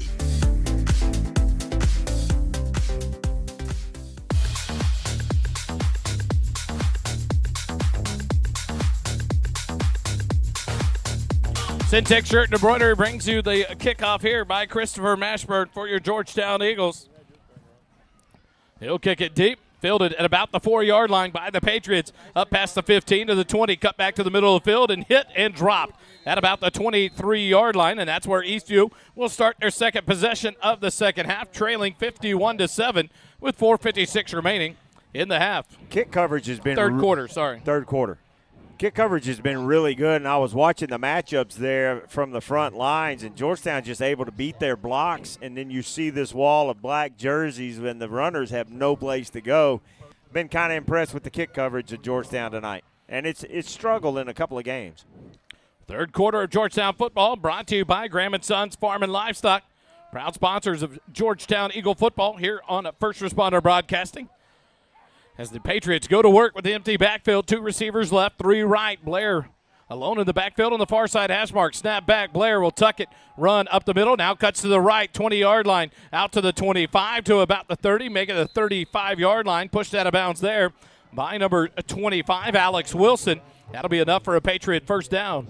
Cole Mitchell had a shot at him, but he broke down and went flat-footed, and then Blair just juked him and was able to bounce it outside for the first down. Holden, what kind of running stats does Blair have in the ballgame? That's his 7th carry for 52 yards now. Easily been their best rusher. 2 receivers right, 2 left. Near side hash mark at the 35-yard line, 1st and 10. Blair back to pass. Scrambles to the right, pumps, looking long, and he's going to be forced out of bounds there by Jihad Abdunur. It'll be a gain of 1, bring up 2nd and 9 now for the Patriots. Just saw something I have not seen a lot. Justin Vasquez, I think he is their right guard. Just pancaked big number 99. I don't even have Vasquez on here. Number 75. No, wait. Charlie Garcia. No, 57. 57. Justin Dominguez Vasquez. Blair back to throw out. Stacked up there. Luke Holly on the tackle alongside Seth Warren. Tanner Napkin on the catch. Taken down short of the first down. It'll bring up 3rd and 3 now for the Patriots at the 42. There's a Patriot sandwich cookie out there on that with 2 chocolate coatings and the creamy white middle look like with those uniforms. Golly, that was a hit. 2 receivers left, 1 right, 3rd and 3. Snap back to Blair, direct run right up the middle, 45, 50s, hit from behind and taken down into Georgetown territory at about the 47-yard line. Another designed run. When it's not working in the passing game, they're not disguising it anyway, but a snap to Blair and let him tuck it and run, and he's doing a good job. Another first down for the Patriots. Not a whole lot of pre-snap motion in this Patriot offense. That might could help them out a little bit if they had some of that, just to keep the secondary honest. And now Thorpe goes in motion to the left. There it is. Snap back. Here comes the pressure on the outside. Blair scrambles left. 50-yard line. Flag comes down. The pass incomplete. Off the hands of the Patriot receiver. A lot of pressure being applied to Blair there as he scrambled out to his left, but a flag comes in. Offsides. The funny thing is the flag came in a good 5 seconds into the play before it ever got thrown. I thought it was going to be a hold. And so instead it's a free 5 yards, so it'll bring up 1st and 5 for the Patriots. Off of that penalty, 3:58 remaining here in the third quarter. Two receivers right, two left for the Patriots. Near side hash mark. Honeycutt to the left of Blair. Clap of the hands. Shotgun snap back to Blair. He's looking to throw. Now he's going to run with the pressure, and he's going to be hit and from behind, tackled forward by Seth Warren up to about the 32-yard line. Another first down for the Patriots. Almost a thing where the pressure is coming so heavy by the Georgetown Eagles that it's creating a hole up the middle for Blair to run, and he's getting some good positive yards. And it seems like Blair is in sync and knows exactly how quickly that pressure is going to get back to him, and he stands there just long enough and then makes a break for it, and he's got some running lanes. So now it's a 1st and 10 from the Georgetown 32. Three receivers left, one right. Clap back. Blair has it pressured. He got in the grasp of Espinoza, and he'll be taken down back to the – where are they going to spot him? They're going to give him the 42-yard line. He was taken down at the 45, but they'll stop his forward momentum there at the 42. That's a big 10-yard loss on that set by Jesse Espinoza, and a 2nd and 20 now for the Patriots. As he started to the ground, I was kind of concerned he might get that leg caught up underneath the tackler, but fortunately okay and able to get up, pop up, and go have a conversation with his lineman who blew his block. Jesse Espinoza, a great sack there, brings up 2nd and 20. Namkin in motion left, snap back to Blair, near side hash mark, looking left, a pump fake, dumps it out, screen to Honeycutt in the right flat. He cuts it, gets back at about the 35. Did the ball come out? Nope, he fell forward. It looked like he kind of jumped back towards the ball on the ground. Gets back about 8 yards of that 10-yard loss and brings up 3rd and 12, 3rd and 13 now for the Patriots. Under 2.5 minutes remaining in the third quarter. I like how that screen was designed. It wasn't just an all-out abandon your block and let them go. They chipped a little bit, which didn't give away that screen. Then a couple of linemen came out and receivers stayed out there to help block on that screen too. I kind of like that play design. Blair has three receivers left, one right, near side hash mark at the 35, 3rd and 13. Blair back, he's pressured, gets hit as he releases, and it causes a severely underthrown ball. Great pressure there by the Georgetown Eagles as Seth Warren will help up Ty Blair after laying him out.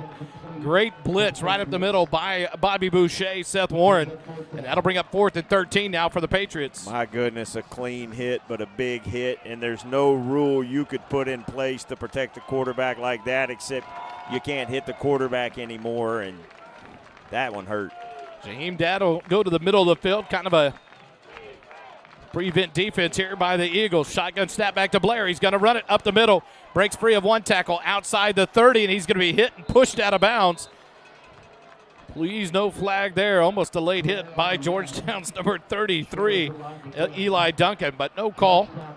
And that'll be another turnover on downs. Every time you get a turnover on downs, Kelly, it's like a turnover for this defense. I think that's 3 turnover on downs in a ball game, and this defense doing a magnificent job shutting down this Eastview offense. They really came to play tonight, and that one scoring drive that Eastview has had, I was looking at the sidelines when the defense came off the field after that, and the coaches didn't even need to say anything. They were having their own conversations over there. Of course, the coaches did say some things, but they are working well together tonight. Elijah Callaghan, the running back in the backfield behind McDougal with 2 receivers right, 2 left.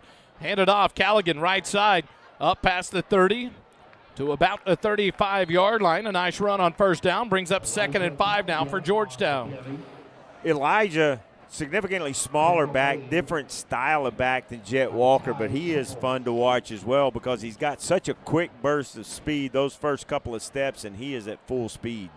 Callaghan registers at 5'9", 160 pounds compared to the 6'2", 212 of Jet Walker. Handoff to Callaghan, right side, finds a hole, pushes forward all the way up to about the 39. They're going to spot him just shy of the 40, and that'll bring up a short 2nd and about half a yard, or 3rd and half a yard for Georgetown. Holden, did you notice on the left side there was a great big opening? If Callaghan looks that way, there's a lot of field. I did see the same thing, yeah. Yeah, for the last two plays, the offensive line opened up a huge hole on the left side. 3 receivers left, 1 right on 3rd and less than a yard for the Eagles. Mylock in motion. Snap back, handed off Callaghan, right side, up past the 40, takes a hit, but falls forward up to the 44-yard line. Enough for a borrow from Morrow first down. He got blasted out there on the edge, and now coming in to spell Callaghan's Luke Livingston, number 20, coming back in there. Again, Luke's a very similar back to Callaghan. Same kind of style running, speed, got some quickness. 1st and 10 for the Eagles. One receiver right, two left. Luke Livingston to the left of McDougal. Far side hash mark, snap back. Handed to Livingston, right side. All the way up to about the 48-yard line. A gain of about 4 brings up 2nd and 6 for Georgetown now. So 4 straight plays. The Eagles going to that right side, and it looks like some big holes opened up on the left side. You wonder if they'll come back here in the 4th quarter with some runs to the left. Quick timeout. 3rd quarter comes to an end. Georgetown leads at 51-7. Georgetown football continues in a moment.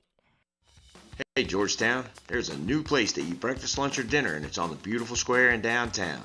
It's Goldberger Diner. When you walk into this 50s-style diner, you're greeted with a smile, greeted like your family. Sit at the counter, a table, or a booth and get ready for an old-fashioned dining experience like no other in Georgetown. Enjoy tasty breakfast or come later for a burger, chicken fried steak, or even the Southern classic liver and onions. There's so much to choose from. Goldberger Diner is located at 109 West 7th Street in downtown.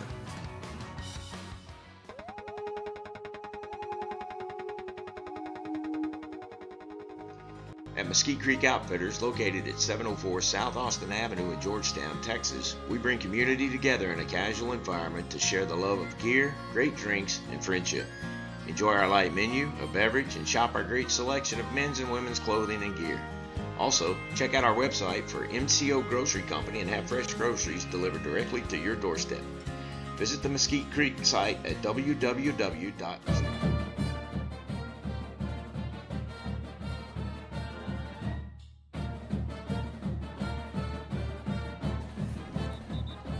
Eagles come back here to start the 4th quarter. And some whistles, some confusion there. The clock hadn't been reset to 12. It was showing all zeros, but they got it fixed. We weren't ready either, so they saw that and helped us out here. 2 receivers left, 1 right.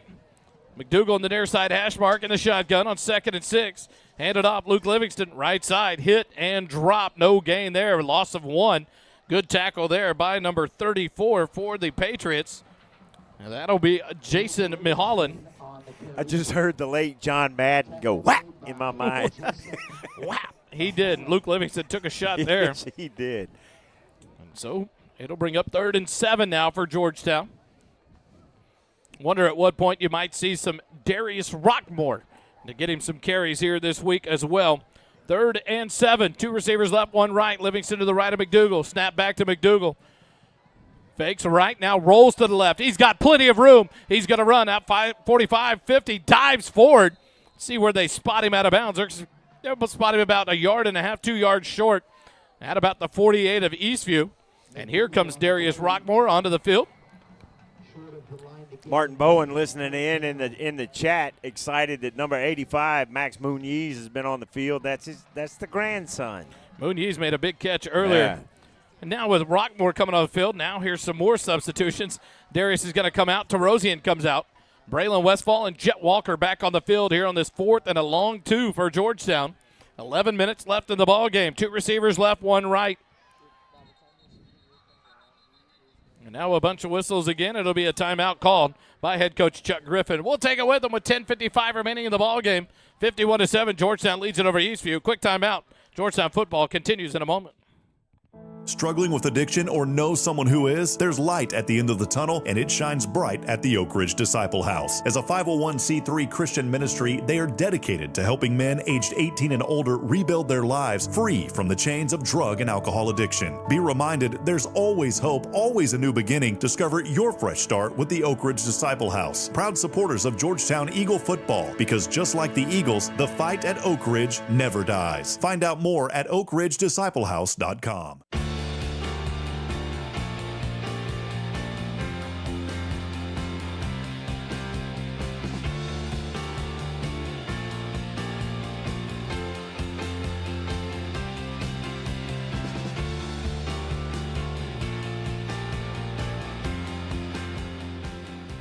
Back out of the timeout called by head coach Chuck Griffin. The Eagles have it 4th and a long 2. Rockmore back in there in the backfield with Georgetown beside McDougal. Snap back. Fakes the handoff. Throws it right behind. And there's a late hit. No call. Sedgwick, the ball was thrown behind him, got his hands on it, but couldn't complete the catch. And Georgetown will turn it over on downs back to Eastview. They'll have it 1st and 10 from their own, looks like their own 48-yard line. When was the last possession that Georgetown did not put points on the board? I don't think it's been tonight. I think it went back to last week against Rouse. They've scored, I believe, on every possession tonight. Well, they had the last time out, the third quarter that they did not score. But other than that, in that first half, you're absolutely correct. Patriots take over. 3 receivers left, none right. Honeycutt to the left of Blair. Shotgun snap back to Blair. He's going to roll to his left. Looking left, pressured. Now rolls back to his right. Going to hang one up deep. Throws it up. Namkin on the run and is overthrown by about 3 or 4 yards. And that'll bring up 2nd and 10 now for the Patriots. He's been running for his life most of the night, but he doesn't seem to get rattled, and that aspect has been really impressive. Senior quarterback, that helps back there, having a guy that's played a lot of snaps. 2nd and 10 for the Patriots. Now they'll bring 3 receivers left, 1 right. Honeycutt offset to the right of Blair. Far side hash mark on 2nd and 10 from their own 48. Snap back, Blair. Quick, look out to the right. Runs away from pressure, up past midfield, 45-40. And then he'll run out of bounds short of the 35-yard line at the 38. That'll be a 1st and 10 for the Patriots. That's why he's the leading rusher for this Patriot offense, man. He is fast, and whenever he runs, it's decisive. 27-15. Lake Belton has the lead over Leander in the 3rd quarter. Cedar Park and Glenn tied at 28 apiece. Other action of District 8. 3 receivers left, 1 right here on 1st and 10. Snap back to Blair. Hand it to Honeycutt. Nope, Blair keeps it. Cuts back up the middle of the field. 30, 25, 20. And he'll be tripped up at about the 15-yard line. Great play there. Who was that by? Number 17? Yep. For Georgetown. Good tackle there by Reagan Riney to save a touchdown by Blair, but it's a 1st down in the red zone for the Patriots down to the 12-yard line of Georgetown. I think Blair thought he was past Riney because it didn't look like he was running full speed after he passed him. 3 receivers left, 1 right. Double clap. Ball back. Handed off. Honeycutt. Nope. Blair keeps it.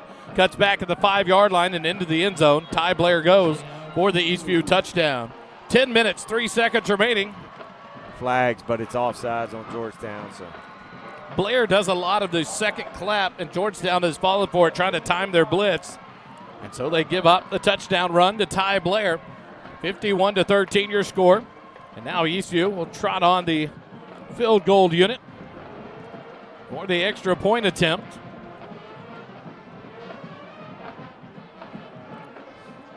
They've yet to start the down clock, so it doesn't matter if Georgetown subs or not. They've got a full 25 seconds to prepare for this extra point. Aaron Reyes ready to go. The snap is back, the kick is up, and the extra point is good. 10:03 left in the ball game. 51-14. Georgetown leads it over Eastview. Quick timeout. Eagle football continues in a moment. Georgetown, there's a new dining and entertainment spot in town, Camp Brightside. Come and enjoy unbelievable food and drink menu in our rustic dining room or on the huge covered patio. Camp Brightside is not just great food and drink, but unmatched atmosphere that includes outdoor games, a wiffle ball field, and outdoor stage. Camp Brightside is located at 8701 Rural Route 2338, also known as Williams Drive, near Ronald Reagan Boulevard. Camp Brightside is the site of the Eagle Nation Coaches Show every Wednesday at 6 p.m. For food, fun like none other in Georgetown, visit Camp Brightside and stay a while.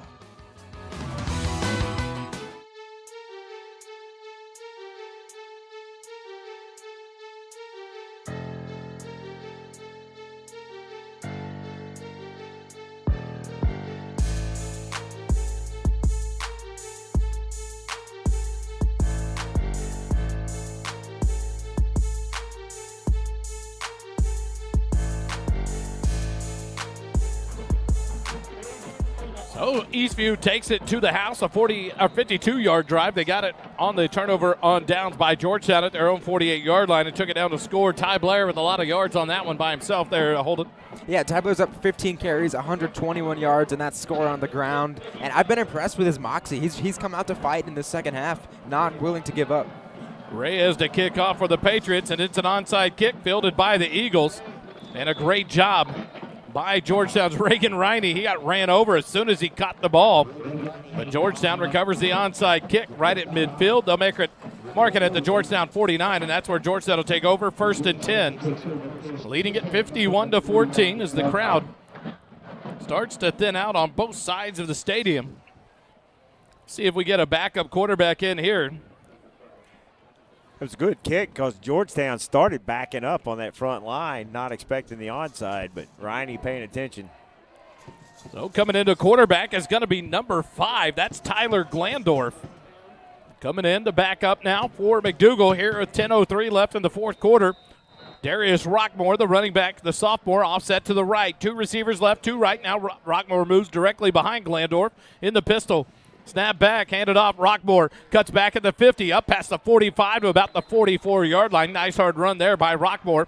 Brings up 2nd and about 3 for Georgetown. This offensive line still opening up running lanes, doing a good job of moving those guys out.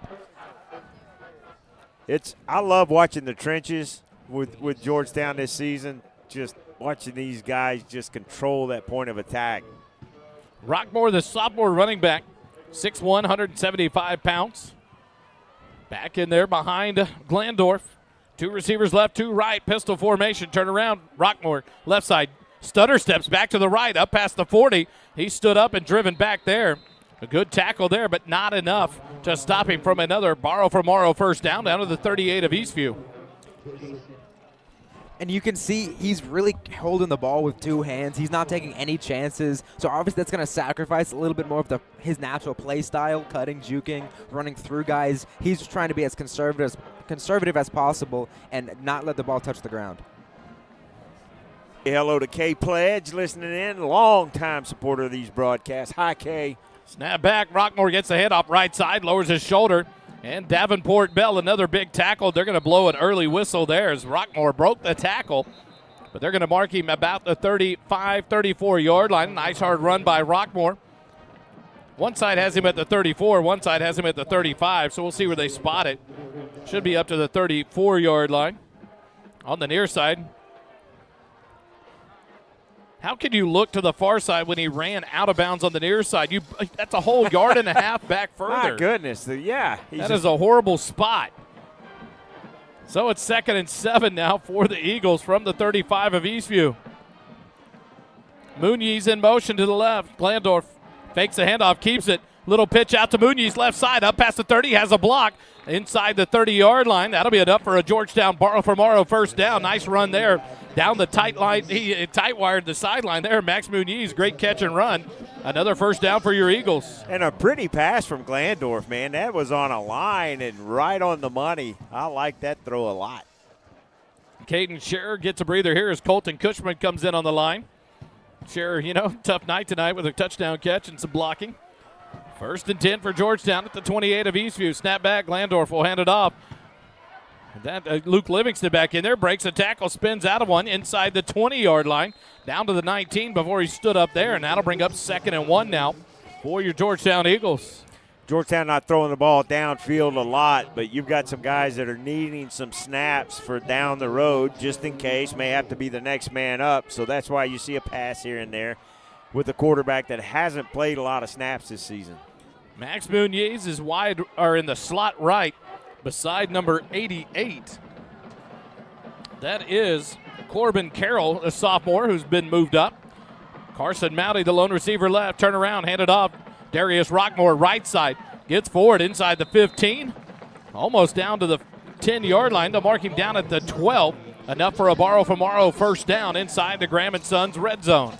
He turned that corner, and I'm sure his eyes got wide open because it looked like he had a lot of room, but the running lane collapsed relatively quickly. Good gain, but not to the end zone like I think he thought he was going. Borrow for Morrow first down at the 12 of Eastview. Muniz, the lone receiver, right. Carroll, the slot receiver, left. Outside wide is Carson Mowdy. Glandorf, the quarterback, has Rockmore offset to his left side, near side hash mark. 7:10 left as the clock continues to run here in the fourth quarter. Muniz in motion to the left. Glandorf, he'll hand it off. Rockmore cuts back inside the 15, down to the 10-yard line. That'll bring up 2nd and 8 now for the Eagles as the clock continues to run. Nice sure tackle by Jacob Vasquez right there in the middle, and if he didn't make that tackle, the running back's probably dancing in the end zone, but a good sure tackle by number 47. Mowdy moves to the right side now. Lone receiver right. Carroll and Muniz, the receivers left for Georgetown. Tied on the end of the left side of the line. Rockmore directly behind Glandorf. Near side hash mark. 6:25 remaining. Turn around, hand it. Nope, swing it out in the left flat. Muniz makes a man miss. Takes it down to about the 1 yard line. Was that Muniz or Carroll? That was Max Muniz on the catch. Almost got into the end zone, but a tackle right at the 1 yard line, about the half yard line. Or Muniz would have got in for the touchdown. So Georgetown has it. First and goal on the Borrow from Morrow first down. Nice job out there. Then he got popped in the head, right in the face mask by number 6. That Noah Herrera. Snap back. Glandorf will roll out. He'll dump it out. And the catch made in the end zone.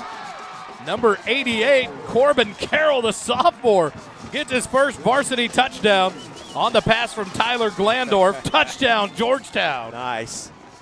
5:48 remaining, 57-14, Georgetown widens the lead to 43. And the extra point attempt brought to you by G-Town Lumber and Supply. Hometown service like none other, 9400 Brown Lane in Austin, Texas. www.gtownlumberandsupply.com. Proud sponsors of Georgetown Eagle Sports. As Christopher Mashburn lines up, McDougal to hold at the 10-yard line. Snap is back, the hold is down, the extra point is up, and this one is good. 5:48 remaining in the ballgame. Georgetown leads it by 44, 58-14. Quick timeout. Georgetown Eagle football continues in a moment. The Golden Rule is a proud sponsor of Georgetown Eagle football. Located at 606 South Church Street in Georgetown, the Golden Rule offers an amazing menu and even better atmosphere. The menu includes Cantonese riblets, Texas fried quail, roasted beet salad, sweet chipotle chicken lollipops, golden classics like the elk double smash burger, and so much more. Need a room for a group? The Golden Corral can accommodate up to 60 people in a private room. Give the menu a look at goldenrulegtx.com. The Golden Rule, above all else, goodwill, friendship, and kind regard.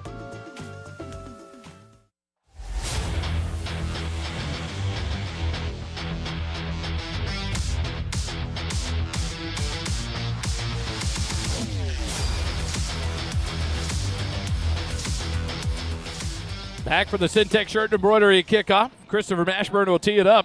27-15. Lake Belton still leads it over Leander in the quarter number 4. Kelly, other scores, you got them? Got Leander Glen 28, Cedar Park 34. So Cedar Park has made a comeback and put a little distance in there. Kick fielded at the 10-yard line by the Patriots up past the 20-25. And then hit, stood up, and driven back at about the 28-yard line. So that's where the Patriots will take over, trailing by 44. With 5:41 left in the ballgame. First and 10. Now it'll be spotted at their 29-yard line.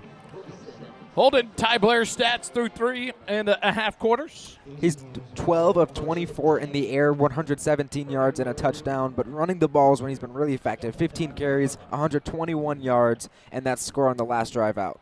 That's the yardage we were thinking about that we would see this week. The passing game, only 50% in the air, but 121 yards on the ground, something that I'm sure Coach will talk about this week at the Coach's Show. Wednesday night, if you ask where it is, 6 o'clock, Camp Brightside. Come join us. 2 receivers left, 1 right.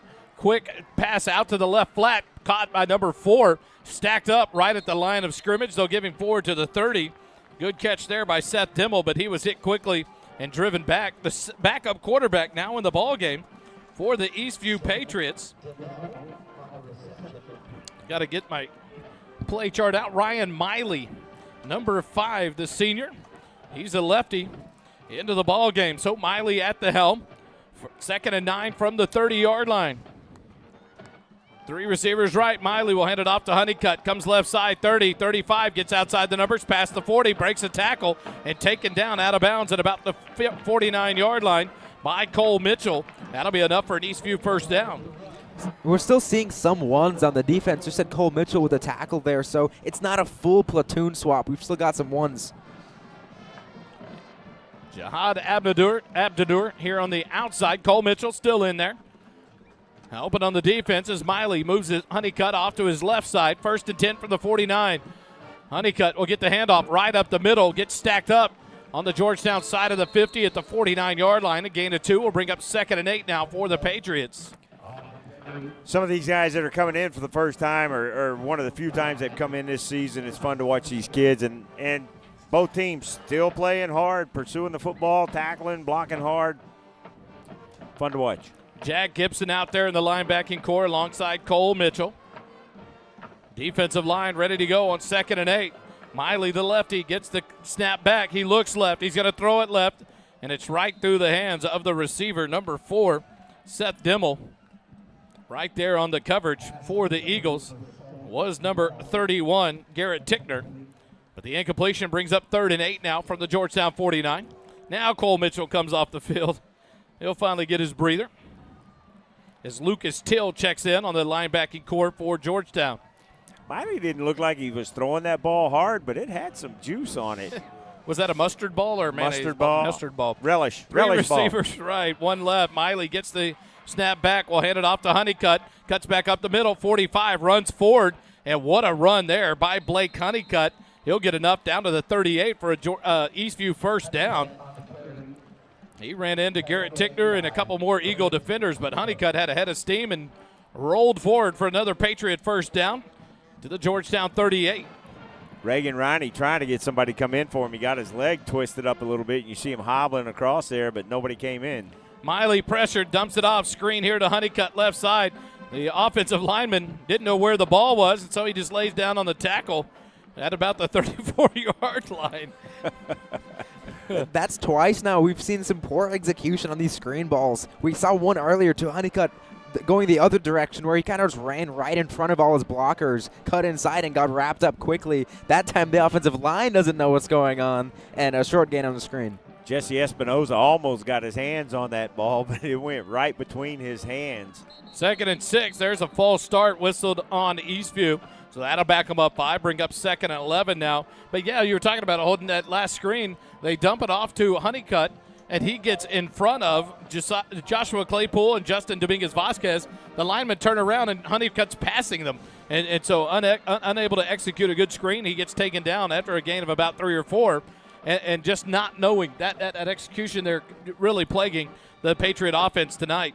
2 receivers right, 1 left. Miley, a clap of the hands. Rolls to his right. The lefty sets up. He's going to throw it deep. Has a man open. And it's knocked free. What a defensive play to close the gap and break it up. Let's see who that was on the far side. 24. Number 26 for Georgetown. Carson Lupke was beat on the play, but caught up, knocked it free, Kelly. Good defensive play there. It brings up 3rd and 11. He didn't turn his head around, but he timed it perfectly to knock that ball away and keep it from being a touchdown. Great play. Nice pass there from Miley, the lefty.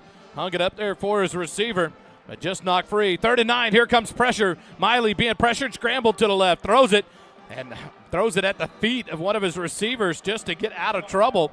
And that'll bring up 4th and 11. Great pressure there on the backside by the Georgetown defense.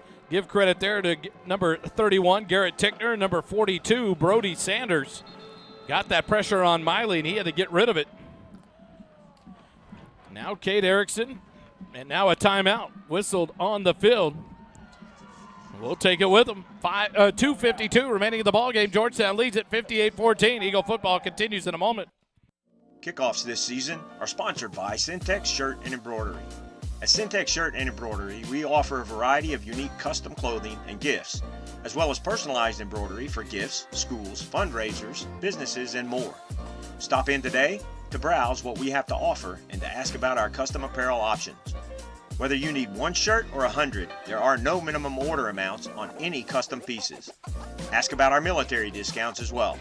Stop by our shop at 1911 North Austin Avenue, Suite 103, and check out our in-stock spirit apparel, or check out our website at www.syntexshirt.com. The official outfitter of your Georgetown Eagles broadcast team with First Responder Broadcasting.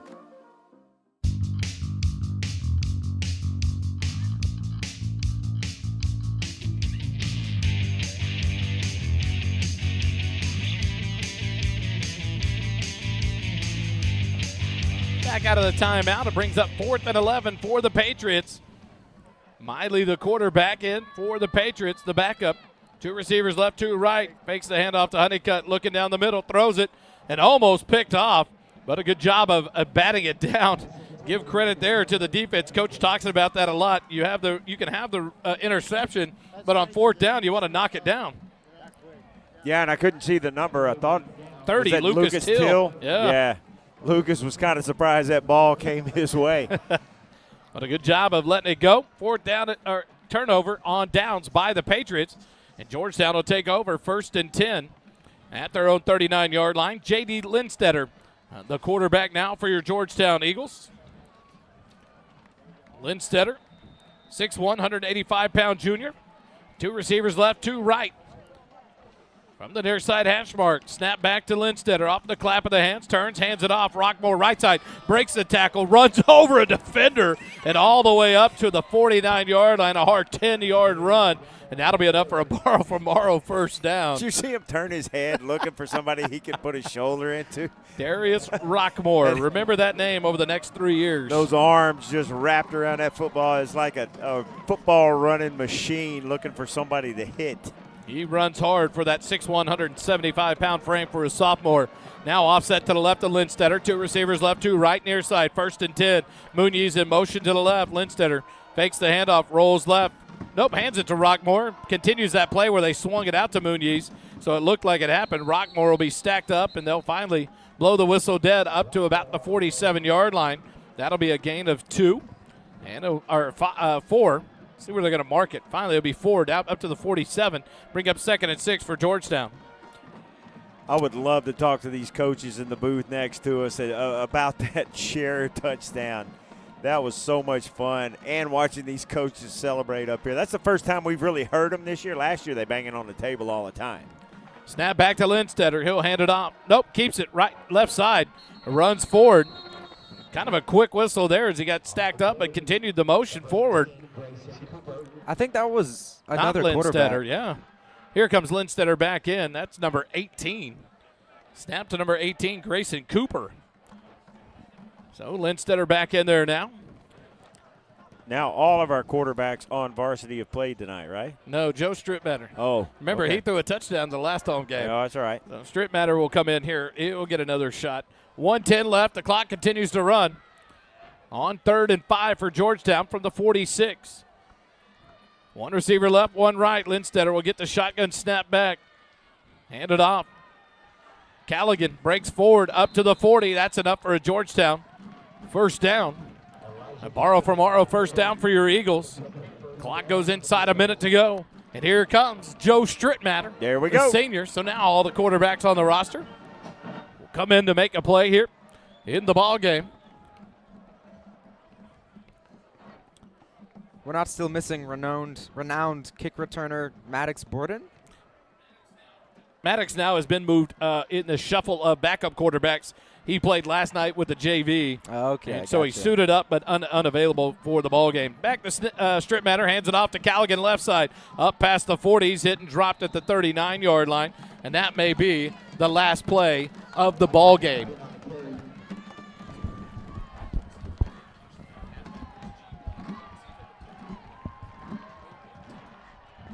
So the Eagles are going to let it run out with 0 seconds on the clock. They are victorious, 58-14 over the Eastview Patriots. Georgetown improves to 6-1 on the year, but more importantly, moves to 3-1 in district with Leander right now currently losing to Lake Belton. That would move Georgetown back into second place tie for the district if they can pull that one off with Leander if they possibly drop one. And now we got an opportunity here to visit with one of our coaches, the O-line coach, Coach Kinslow. Scherer gets a touchdown. Talk about that play. The excitement out of y'all's booth was amazing. That was a real fun play for us. Real excited for Scherer to have that. That's something we've been working on for a good while, so it was great to have an opportunity and good moment for him to have. How are you guys going to be able to get a helmet big enough for his head next week to play in that game? Because I tell you what, the excitement level on the field matched the excitement level in the coach's booth.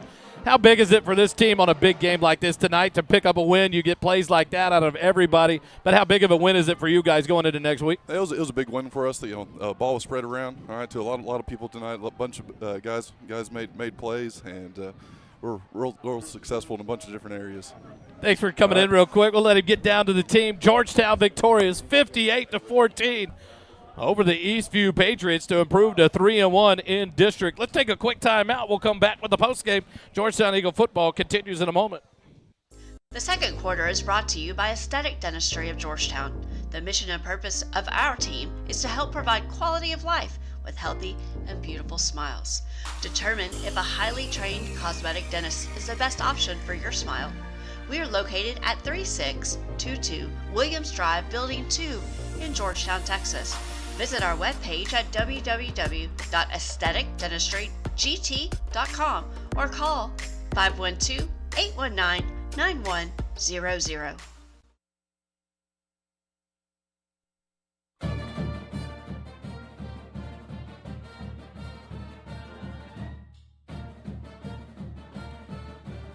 Back here live, Burkle backfield, Georgetown victorious. Let's go to Dave on the sideline. Coach, the big crosstown rivalry come out victorious, 1-0 this week. Tell us your thoughts on this big game tonight. Man, just proud of our kids. They stayed concentrated this week. It was a tough week for us as a program, and man, they stayed sharp but did their job. They did what we asked them to do, and we talked about that, man. When you have hard things like that in life, you lean into the people you love, you lean into your brothers, you lean into the task that's there, and man, these guys did a great job this week. Thank you so much, Coach. We'll see you at Brightside. Thank you. Wally? Boys, I tell you what, you talked about it all week, and you talk about a program that went through a tough week, like Coach said. A tough loss in this program with Jason Pennington losing his life as a result of that car crash 2 weeks ago. And our thoughts and prayers go to the Pennington family. And to this program, I tell you what, they mustered up a lot of strength and a lot of courage and battled through it. The JV, the freshmen, everyone victorious. A 5-0 sweep of Eastview this week of their games, and a great performance tonight, capped off by a big win by this varsity team, 58-14. What else do you say? In the face of adversity, this team came together. This program came together like you know this community and this program will do to support the Pennington family. But what a show tonight. What a smile that has to be on the face of Jason Pennington right now, watching down over his teammates on a big win tonight over Eastview. Yeah, a very emotional week. We saw that emotion whenever we had the coaches show and met with some of the players and talked to Coach Griffin and parents about that issue. And it's like Coach said, life is not football, but football does teach us a lot about life. And, this, as important as these games are to these young men, they will understand it's not the most important thing to happen in their lives. But great performance tonight by this Georgetown team. Gutsy performance by Eastview. They never quit, never stopped playing, kept going. And there's some athletes over there, so they're going to be interesting the rest of the season. Holding some Eastview stats to look at. I know we gave up over 100 yards rushing to Ty Blair. Not surprising. He was going to get some numbers. But overall, I think a good job by this Eagle defense to shut him down. Yeah, at the end of the game, Ty Blair is going to finish 13 of 25, 118 yards in the air, 1 touchdown, 2 interceptions. And then on the ground, 15 carries, 121, and a score. And like you said, probably all of that really came in the second half, which – you got to give a testament to the Georgetown offensive philosophy. In that first half, Eastview found themselves in such a hole early. It kind of, at least in Eastview's mind, it negated their best aspect, which is the run-pass option of Tyler Blair, letting him scramble out and either make a play down the field or with his legs. We saw that come into play in the second half, and he was very effective in that. But the problem was the score was already so astronomically large in favor of Georgetown that it really didn't end up mattering in the end. Dave, your thoughts of the ball game? It's good to get this one behind you, the crosstown rivalry. I was a little concerned about Eastview, but, this just solidifies what we know about Georgetown this year. They came in here with a tough week, a lot of emotion, handled a tough rivalry game, and just dominated Eastview for the most part. And, I was talking to the defensive coordinator walking off the field, and He says, I really think we've got one of the best defenses and one of the best offenses in the state. And I believe him. Gotta love it. 58-14, Georgetown hangs a 44-point win on the Eastview Patriots to improve to 3-1 in district. Eastview falls to 1-3 in the district. As it looks now on the broadcast for Leander and Lake Belton. Lake Belton late in the fourth quarter leads it 29-15. So if that holds true, Georgetown, Lake Belton, and Leander will all be tied for second place behind Cedar Park if they hold on to win and stay undefeated. And so a good week for Georgetown when you look at numbers to get a loss from Leander. But then you still got business in front of you. Next week is on the road at Glenn. Then you have Lake Belton and Cedar Park. It doesn't get easier. It just gets more it kind of clears that vision of what you've got to do to try to go win a district title. And Georgetown has the opportunity to do everything that they want to do. All the goals that they set at the beginning of the season are still there. So it's going to be fun to see how this season plays out and where everybody winds up at the end of the season. Four playoff spots and probably 6 teams fighting for those spots. Holding some final numbers for Georgetown. Final numbers, Georgetown-wise, McDougal 13 of 21, 200 yards on the nose, 2 scores in the air. Jet Walker on the ground, 16 carries, 129 yards, and 3 touchdowns. It's another offensive juggernaut performance. We've seen this week in and week out. The execution of the game plan has been astronomically better than I would say it was last season. This season, this offense is firing on all cylinders with the deep ball passes, with the short games that they're turning into the big plays, but it all starts with the nucleus, the offensive line, and Jet Walker running the ball. That's been the bread and butter all season long. Another dominant performance from this offensive line. Got to give them a lot of love. And a lot of credit. You spread the ball out for touchdowns. Jet Walker scores. Xavier Warren scores. Max Mooney scores. Caden Scherer scores. Darius Rockmore? Who got into the end zone at the end there? It was the other sophomore. Oh, that's right. 88. Corbin Carroll. Yes. The sophomore gets in. And so the Eagles spread it out. McDougal doing a good job of managing this offense in the face of being that, we keep saying he's a young sophomore. We got to keep it simple. This kid has shown he's handling this offense pretty darn well, sitting at 6-1 and 3-1 in the district. Final thoughts, Dave? If I see Caden Scherer, you want me to pull him aside? Yeah, we'll leave it to Dave. Yeah, stay hot down there. 71 comes through. We'd love to get a quick shout with the big men. Your thoughts, Kelly? Now you turn your attention here. A Glenn offense that's going to run a variation of the slot T. Yep. They like to put the numbers up. They put up 42 against Eastview here at Burkle back in the first district game. They will run the ball. They will test you. What do we look for next week for Georgetown to go on the road to play Glenn? Georgetown has done a good job against the run game this season, and I anticipate more of that next week. If Georgetown jumps out to a lead quick, then the type offense that Glenn runs is difficult for them to catch up. So it's going to be early for them to get on top early in that ball game, draw out a lead, and then just rely on our run game. We talked about it today with Eastview deciding to kick to us, which has been our bread and butter all season long. We want to take the ball. Going into next week at Glenn with their running style offense, I really think they're going to try to win the toss and take the ball, try to get some points on the board first. So it'll be important to watch what Georgetown does on the road. Dave, is that Caleb McDougal coming there to your right? Number 12? Right behind you. That's not him right behind you right there? Okay. Okay. So, hey, is that Seth Warren coming up behind you? Talk to Seth, his thoughts. Let's go to Seth.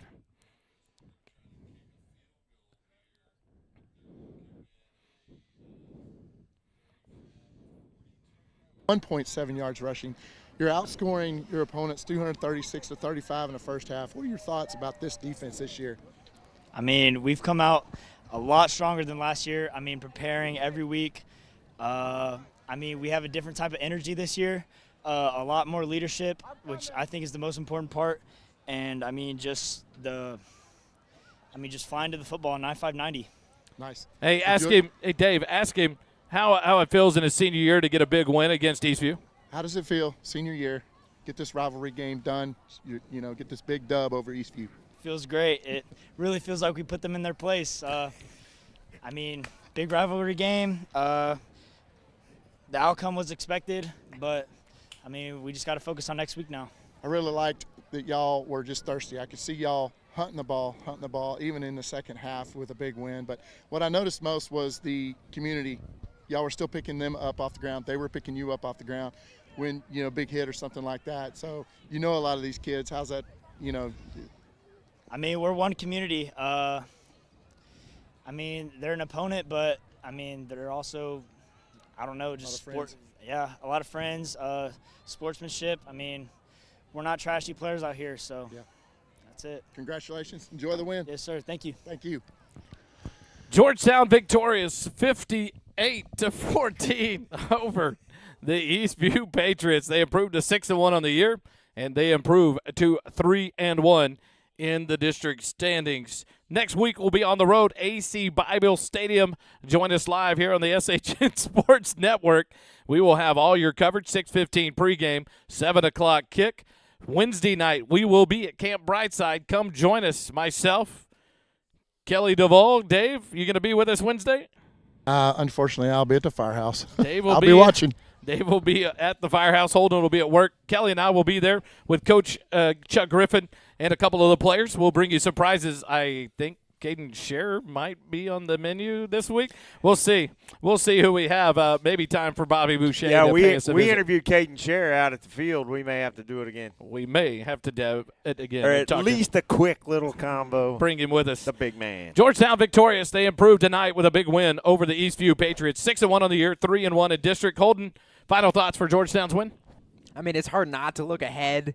You always want to stay grounded, but I really have a good feeling about this team. They've been dominant in both aspects of the game. This is 2 straight weeks now. We've seen a complete performance. We were kind of wanting that from them earlier on, where they would have a dominant first half and then kind of sleepwalk through the second half. Not these last 2 weeks against Rouse, against Eastview. This is the team at its fullest potential, and they can really get better. They still have a lot of young guys. We talk about the sophomore quarterback, Caleb McDougal, Jet Walker, just a junior. These guys still have untapped potential that they can take into the future. I'm really excited for Georgetown sports. I love the fact that you bring in a Corbin Carroll. He makes a difference tonight. You bring in, get Scherer. We have to interview. All right, your number's called.